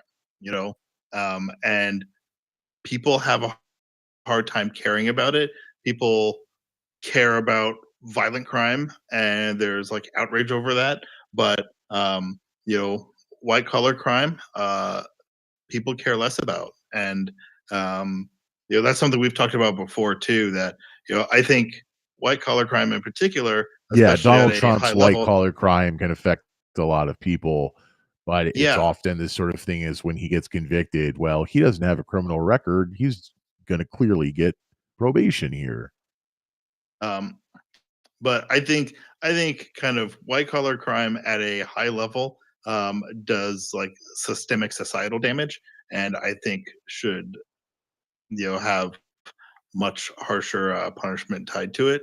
So I'm Um, not sure if you're saying but this, but let's just go with this hypothetical. So we start saying white collar crime as a president can mean you can go to jail afterwards. And somehow they get that on Trump for his second term. So it's like 6 years from now, and he can go to jail. You're telling me that they're not going to be able to go back? Well, you have maybe the statute of limitations, but if we put that aside for a second, you're telling me they're not going to be able to go back with a microscope and a fine tooth comb the desert, and figure out a way to put Biden in jail and Obama in jail, and then it just turns into South Korea. the so that's the question. Like, are do we do we do we decide as a country that we're not going to pretend anymore, and we're just going to um, kind of say that no, you do get a free pass because it's hard, and the or do we actually, stand on like actually holding people accountable for things like that, or do continue in this pretending it's not a thing, even though everybody really knows that it is, but we're just going to pretend it's not because it's too messy if it is and we have to deal with it. Because that's basically the state we're in now. And maybe, I don't know, maybe there's a way to self-police. So, like, if Donald Trump gets sent to jail, unless it's a Republican in office, well, if he gets sent to jail long enough, eventually, because it's America, there would be a Republican in office that could pardon him.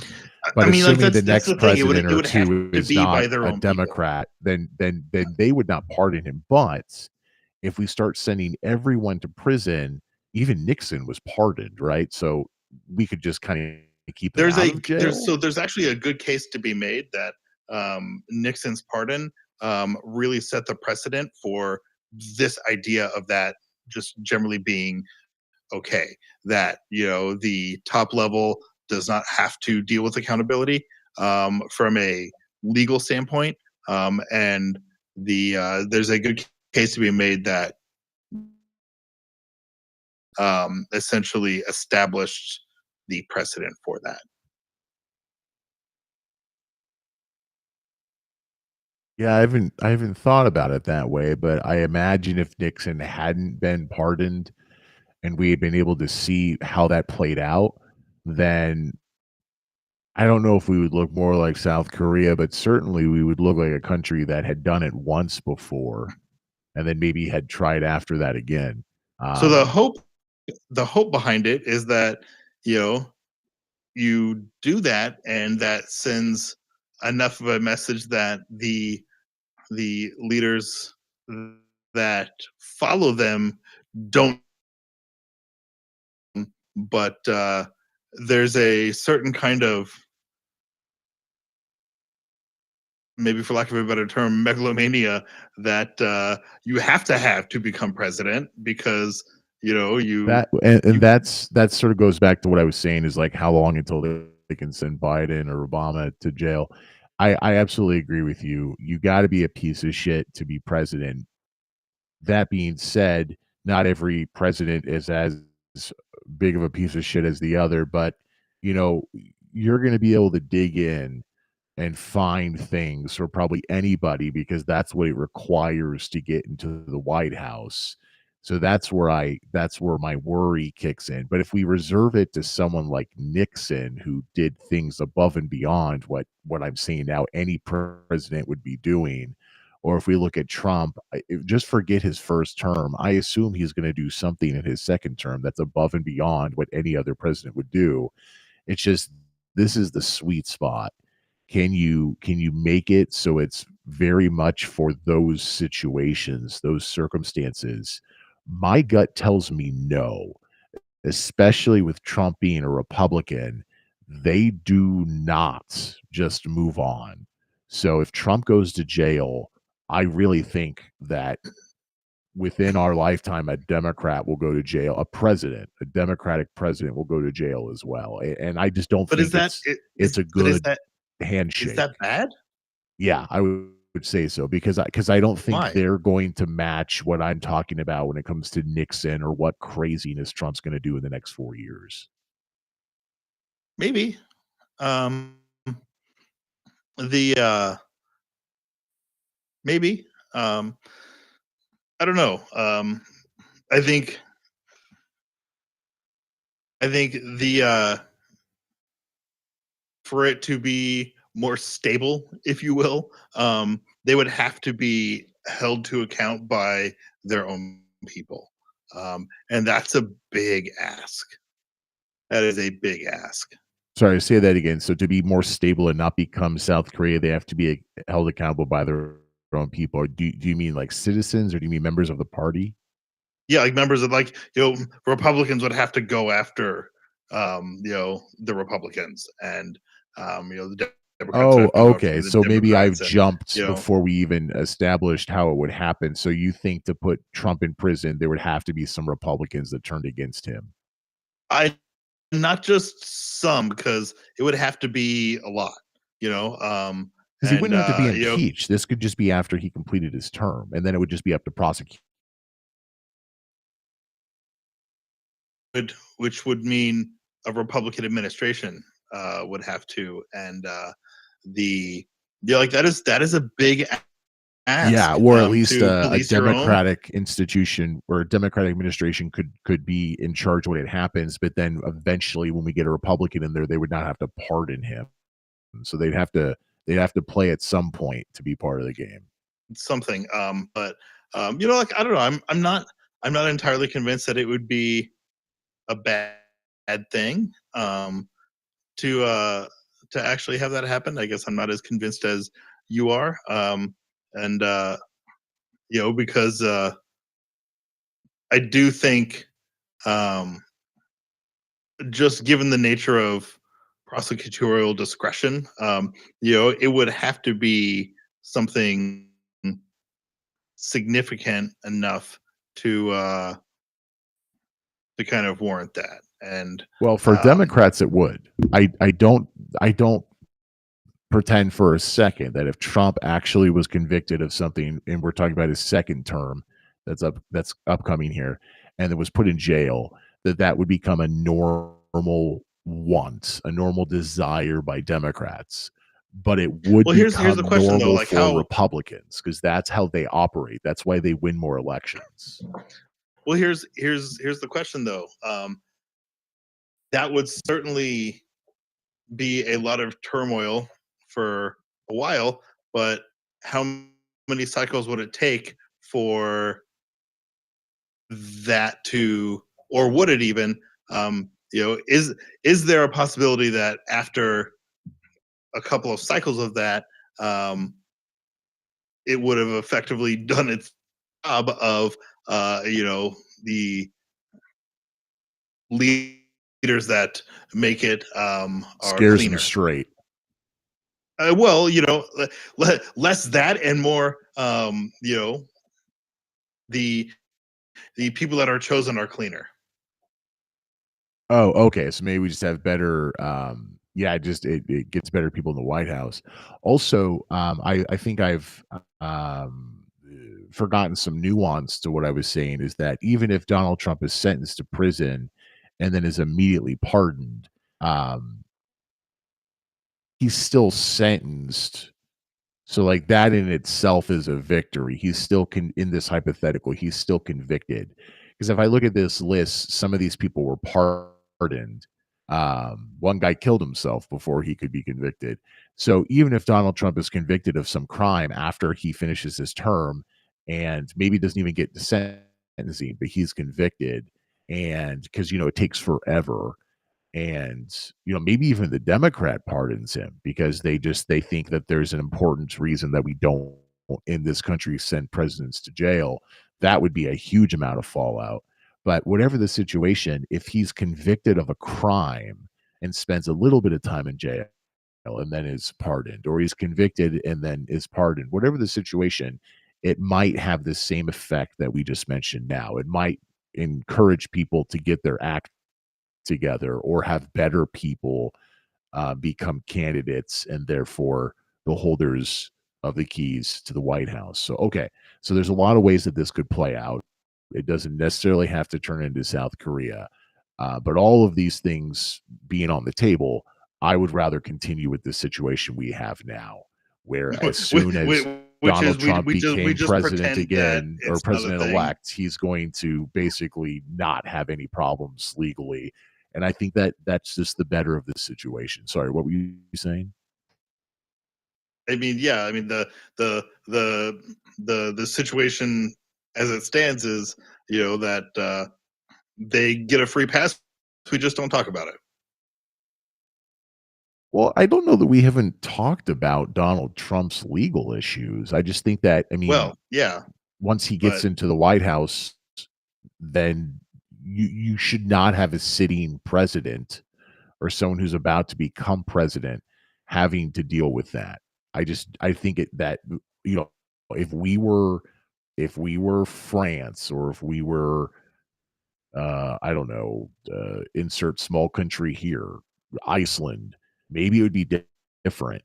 But I mean, literally, we're funding the defense of Ukraine and we're not anywhere near it. I mean, we got the nukes out the Yeah. wazoo. Not that Donald Trump's going to be spending his time, on things that are things worthwhile to spend your time on when you're in the White House.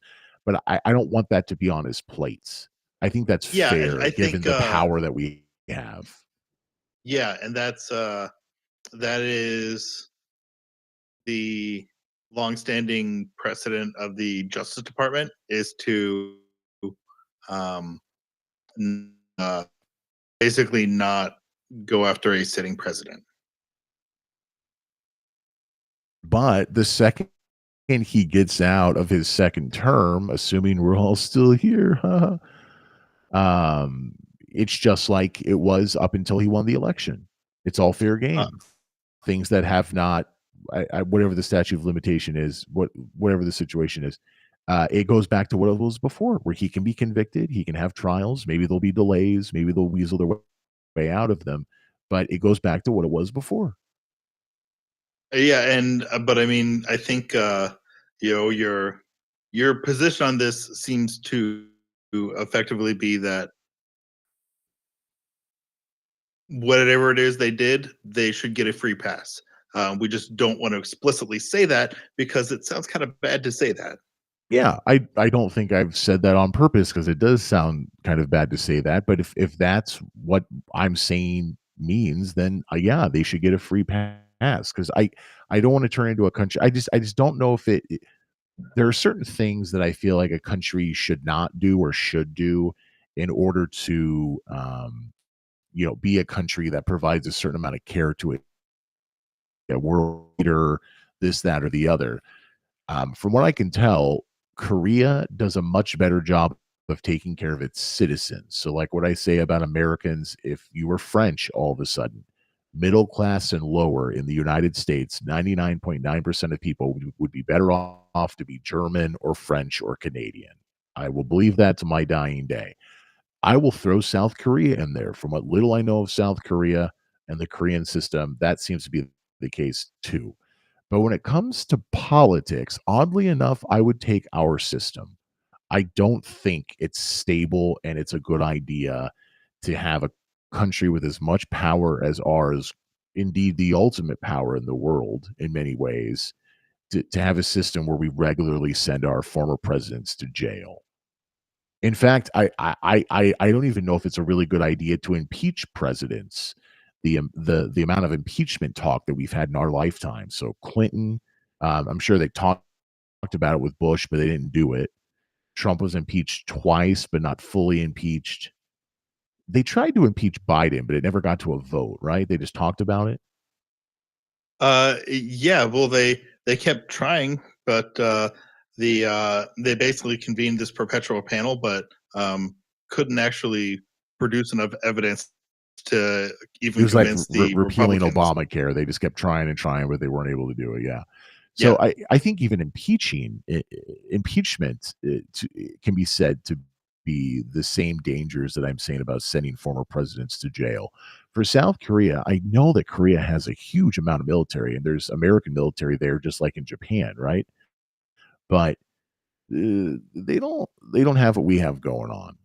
I feel like if their system were enacted here, from once again, to be honest, from a little I know of it, it would collapse. Can you imagine if we had, this is not in my lifetime, how many of these, maybe like 3 or 4 of these, 3 or 4 of the presidents in our lifetime, 5 presidents, depending on how old you are, had been sent to jail and one committed suicide? That would actually work in the United States? I know I'm saying the same thing over and over again, but it's just like, what maybe could be said to work in Korea. I I just like national health care, and they don't have guns. I don't know if that works in the United States, and I don't know if their So political system could work over here either. so maybe there's a different way to approach this. The Because like right now, what we're effectively talking about is trying to address a symptom, like to attach consequences to the state of a system in place that effectively necessitates, it to, well, then you have to do a bunch of shady things. And Yeah, it's like cancer. how do we fix There's a that? political cancer, and chemo is going to really f you up. But is it necessary, or should you just live out the rest of your days and just accept the problem? Yeah, we have to figure out what's the solution, or how do 'cause we there is cure a problem. cancer? How do we cure cancer? Yeah. Rather than trying to assess the pain of chemo, like how do we prevent cancer? How do you make it so that how do you remove that that incentive or I had the American kind of mindset of we requirement? don't cover preventative care, so I wasn't thinking Yeah. that way, but you're right. How do we prevent cancer? So what's your idea? How do we think about this in a different way? Well, no, I guess that's what I'm saying. Like I think that is maybe a different way to think of it, rather than think of it as like how do we deal with these shady people at the top? Well, how do we prevent? How do we make it so that you don't have to be shady to get to the top? Well, you get money out of politics, like Bernie Sanders has always been saying. Yeah. So I don't know. I don't have answers here, but I do think this entire situation raises a lot of hard questions that people don't like to have to grapple with.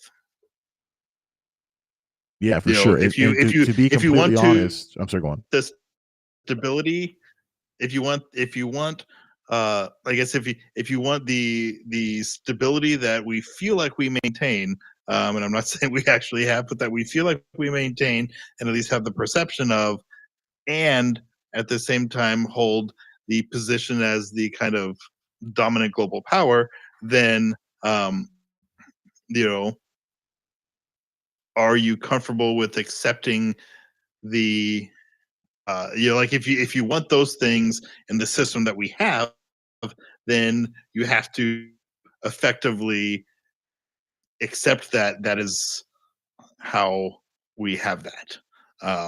And can we also is there another way to have that while having a cleaner structure? Maybe there's not. I don't know. But these are the kind of moral and societal compromises that people actually have to make, but it's like saying the quiet part out loud because it sounds bad. I guess my final question on this is: I'm going to try to ask ChatGPT this. Are there any democratic? How do you say like first world rich countries, democratic first world countries that have sent a former leader to prison in the past 40 years? Besides South Korea. Yeah, besides, because clearly that's one. Because I feel like that's a litmus test. Like if this is just something that's not common, even though America always goes against the grain, I'm not sure if there's even a reason to have the conversation if it's so standard. But then I'm just asking now. Here are some notable examples. Oh, Sarkozy went to prison? Okay, he was convicted in 2021 for corruption and influence peddling. He was sentenced to 1 year in prison, although he is appealing and remains under house arrest with an ankle. I didn't realize Sarkozy was convicted and is under house arrest, or at least according to ChatGPT, maybe within the last year. Oh wow, Jacques Chirac was convicted in 2011 for embezzlement and misuse of public funds. Oh, with the mayor of Paris. Sorry, that's okay. So I was thinking like I guess ChatGPT didn't get my question, but Sarkozy. Okay, that's one. Israel prime minister from 2006 to 2009. Ehud Olmert, convicted in 2014 for bribery and obstruction of justice. He served 16 months of a 27-month sentence. Berlusconi was convicted in 2013 for tax fraud and sentenced to 4 years in prison, later reduced to community service due to his age. Okay, well, I didn't know about the France one. I didn't know about the Israel one, but we definitely do not want to become Italy. So that's I would say that's a ding ding right there. South Korea, that's on the list. Taiwan, president from 2000 to 2008, Chen Shui-bian, I have no idea. Convicted in 2009 for corruption and money laundering, was sentenced to 19 years in prison, but was released on medical parole in 2015. Brazil has a couple or one. Lula da Silva from 2003 to 2011 was convicted of corruption, sentenced over 9 years in prison. His conviction was annulled in 2021, allowing him to return to. Oh, yeah, he was reelected in 2022. So that one, okay. Actually, I just found a Reuters article specifically about this. Oh, this is fantastic. Okay, let's read this. Thank you for that. Much better than ChatGPT. From a good source. Yeah, no, Reuters is great. Yeah, Sarkozy. The picture is Sarkozy. I know. Did you know that? I had no idea that Sarkozy was under house arrest. Yeah, so maybe it's not entirely the end of days if that happens. Well, I don't know. There's some examples that makes it the case in my mind, but France is surprising, I will admit. And so this is a slightly dated article. If the jury in Donald Trump's criminal hush money trial finds him guilty, the U.S. could face an unprecedented outcome. So clearly this did not happen. A prison sentence for a former president. Yeah, that wouldn't have happened. I don't think. Yeah, because even though he was convicted, it wouldn't have made sense to send him to prison. But it's a conundrum other countries have faced. The South American country Peru has imprisoned so many presidents it has retrofitted a police academy to house the presidents. Yeah, there's a special presidential jail. It holds 2 ex-presidents. And another former president was released in 2023. He served 16 years for human rights abuses. And then was pardoned. South Korea, that's the next country. The only female president, like I said, Park Geun-hye. Mm-hmm. Then Brazil, like we heard from ChatGPT. Yep. France. Nicolas Sarkozy. I had no idea. Sentenced to prison in 2 separate cases. Campaign finance violations and bribing a judge. But it was ruled he can serve both sentences by wearing an electronic monitoring bracelet rather than going to prison.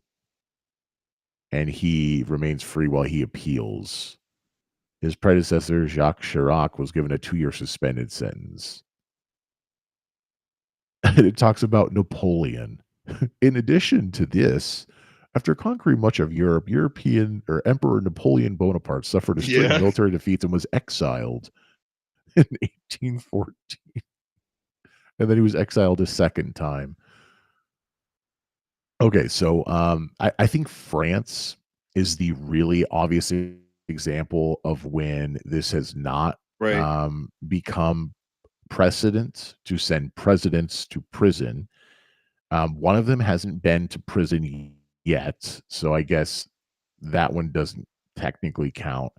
But actually no, because Sarkozy is fighting it, and Jacques Chirac was given a suspended sentence. So they actually did not send a president in modern history, in the modern era, to jail. So, it's surprising, but I don't know that it's the slam dunk, because the other one is Italy and Brazil and South Korea. It's certainly something that seems to happen a lot more in smaller Or often Peru, viewed as who more had to make a tumultuous special countries. prison for all the presidents that were there. Yeah, yeah. But I mean, I'm looking at a article from Time Magazine that's just listing off, like Argentina, Brazil, Croatia, Egypt, France, obviously, Georgia, Israel, Italy, Malaysia, Myanmar, Pakistan, Peru, South Africa, South These are all Korea, countries that we want to Sudan, become. This is all what we want. right, right, Taiwan, Thailand, yeah. So yeah, So I guess um, the end result is that it clearly could happen and not ruin us, but also it clearly could happen and ruin us.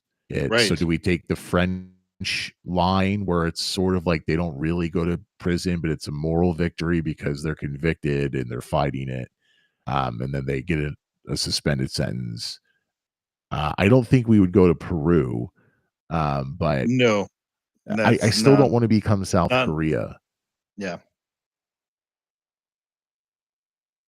I don't have answers, but certainly something that has sparked a interesting discussion. I think my religious pilgrimage, rather than going to Mecca or like Jerusalem or something, I'd like to go to the presidential prison in Peru.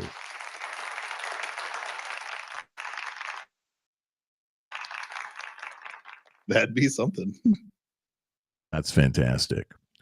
Okay, we have hit a little bit. Yeah, we're at 3 hours and 15 minutes. Let's go ahead and maybe finish things up here. This is good.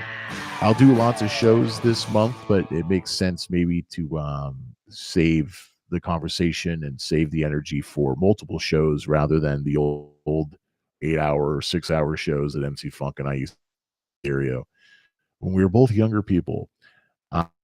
For still here, love to hear your final thoughts. I will play some messages from Sports Rumble, who stayed with us over on stereo. Appreciate that.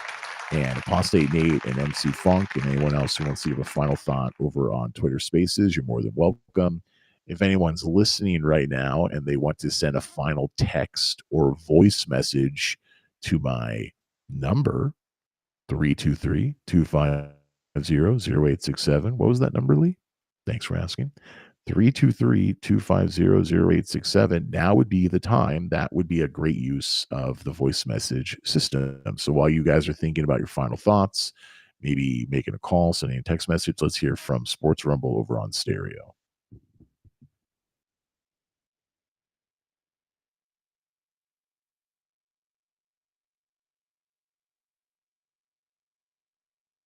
It's not coming through, by the way. Yes, let me figure that out. I think I brought down the volume because I was calling Bjorn.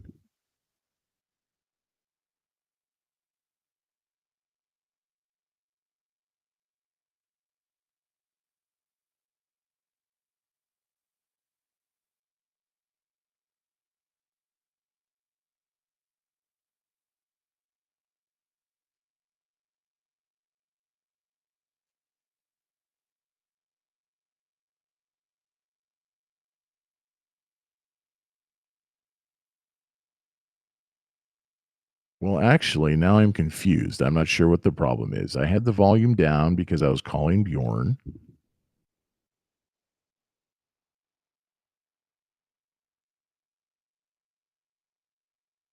And when I talk, it appears to go over, but it's not coming through. I'm a little confused. So I apologize, Sports Rumble. I'm not sure what this is a problem I've never encountered before.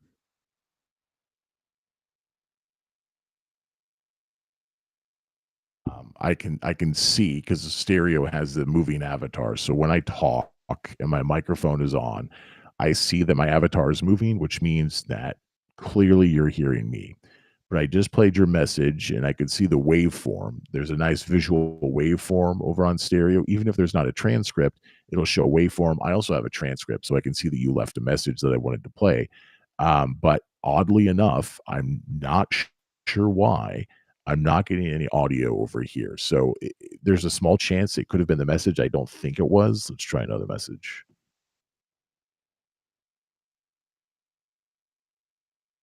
Yeah, I have no idea, so I apologize. We're not gonna be able to play those messages, Sports Rumble, so my sincere apologies. I appreciate that you left them. I don't know why that's happening right now. This is confusing to me. Okay, so let's go ahead and just do final thoughts. Apostate Nate, you're still with us? Do you have any final thoughts to add? Um, the conversation about the health insurance, uh, the assassination of the CEO, I think, is a good reminder. In addition to the election of Trump, that populism is becoming more, I guess, I don't know, popular. I feel like populism. This is like the age of this is like what might become like a golden age of American populism or something. To me, this feels like we're on the cusp of something like that. I think that a large part of Trump's success was his ability to, appeal to particular, concerns, quote unquote concerns of the working man or what have you. I think a lot more is going to have to be known about the shooting, obviously, but some of the early data on it points to the frustration that we were expressing earlier. I mean, there was one of the Saw sequels where the plot was basically Jigsaw um, going after everybody who was in this sick and twisted chain of corruption at a health insurance company. And the movie did well. Of course, by that point they were doing well anyway. But the fact that they made that, and people still sort of ate it up without complaint, demonstrated, and this was years ago, this one was made, that the public has for a long time been fed up. And of course you discussed John Q. And really this issue, especially with the healthcare issue, I just have this like sense in my gut that eventually we're going to be riding some new wave of populism.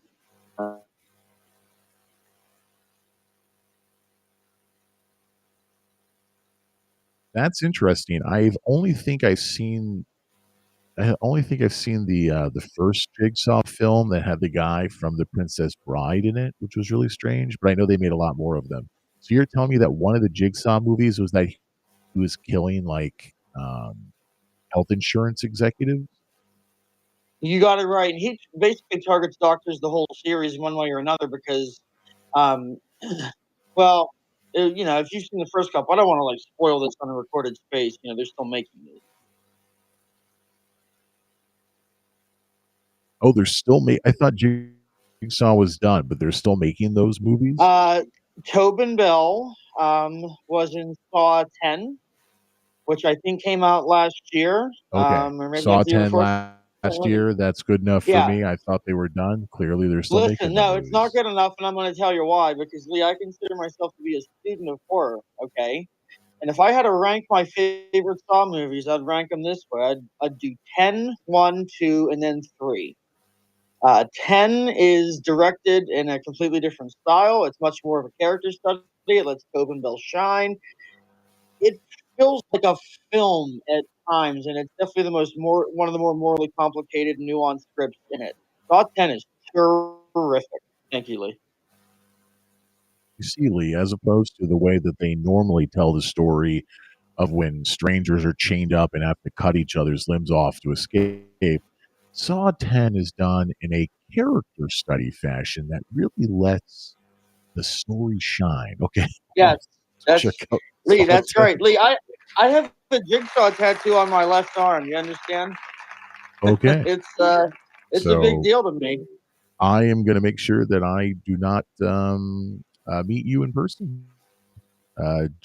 Jigsaw tattoo, I feel like, is like Lee, you'll be happy to know that my other arm has a tattoo that's about 2 weeks old of Art the Clown, who's the oh newest yes, you told me slash. it was Yeah, the new movie, right? So Yeah, we yeah, talked about you that. don't want to. Yeah, Yeah. you don't want to meet me in person, I guess. But I'm funny. There's an old short story book. I think it's by Ray Bradbury. It's called The Illustrated Man. And so you meet this guy in the beginning of the book, and he has these tattoos that move, and the tattoos tell a story. And then by the end of the book, you basically realize he's going to kill you. and I had that image. He's like, "Hey, Lee, one of my tattoos is Jigsaw." Okay, yes, I know you're into the. I know you're into it, and you just ordered a cat, so there's a heart of gold to want apostate Nate. Okay, I think I figured out the reason why those stereo messages were not playing, so I'll play those at the very end of the show. But MC Fun, your final thoughts. So we don't actually know what the motivation was behind the shooter. We're all kind of assuming it was something to do with skeezy health insurance practices. Maybe he slept with the guy, or maybe it's tied to some health insurance business. We don't actually know yet. So, I do want to emphasize that. So rather than just jumping to assumptions and conclusions, and then the and then on our other conversation, democracy is hard. I don't have easy answers. So, yeah, that's what I got.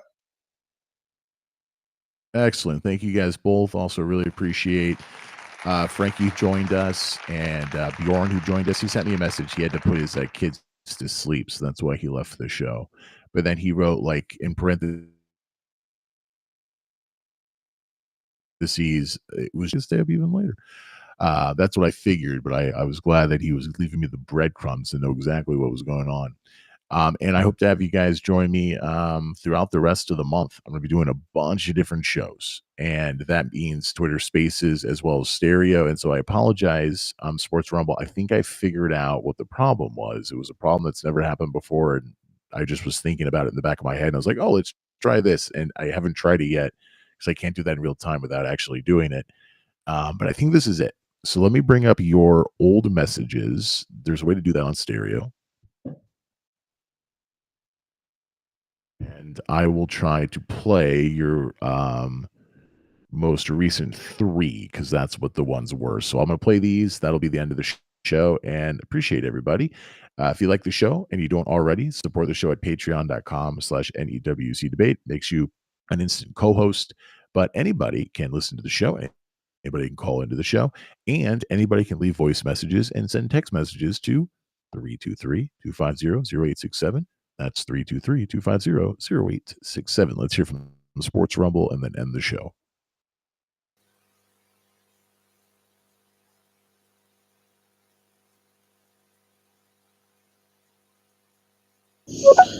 We do have that. However, we do have where Bush Jr., if he goes to certain countries, could be arrested on war crimes based on the way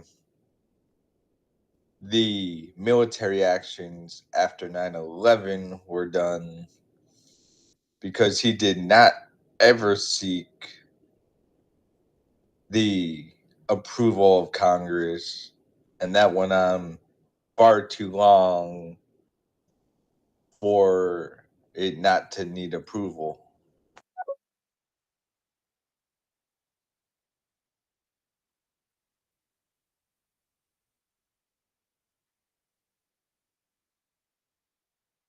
I would dare say the Democrats would be worse than Trump, especially if you look at somebody like AOC. Oh my God, people of that ilk. Yeah, they could go and do things way worse than anything Trump's ever thought of doing.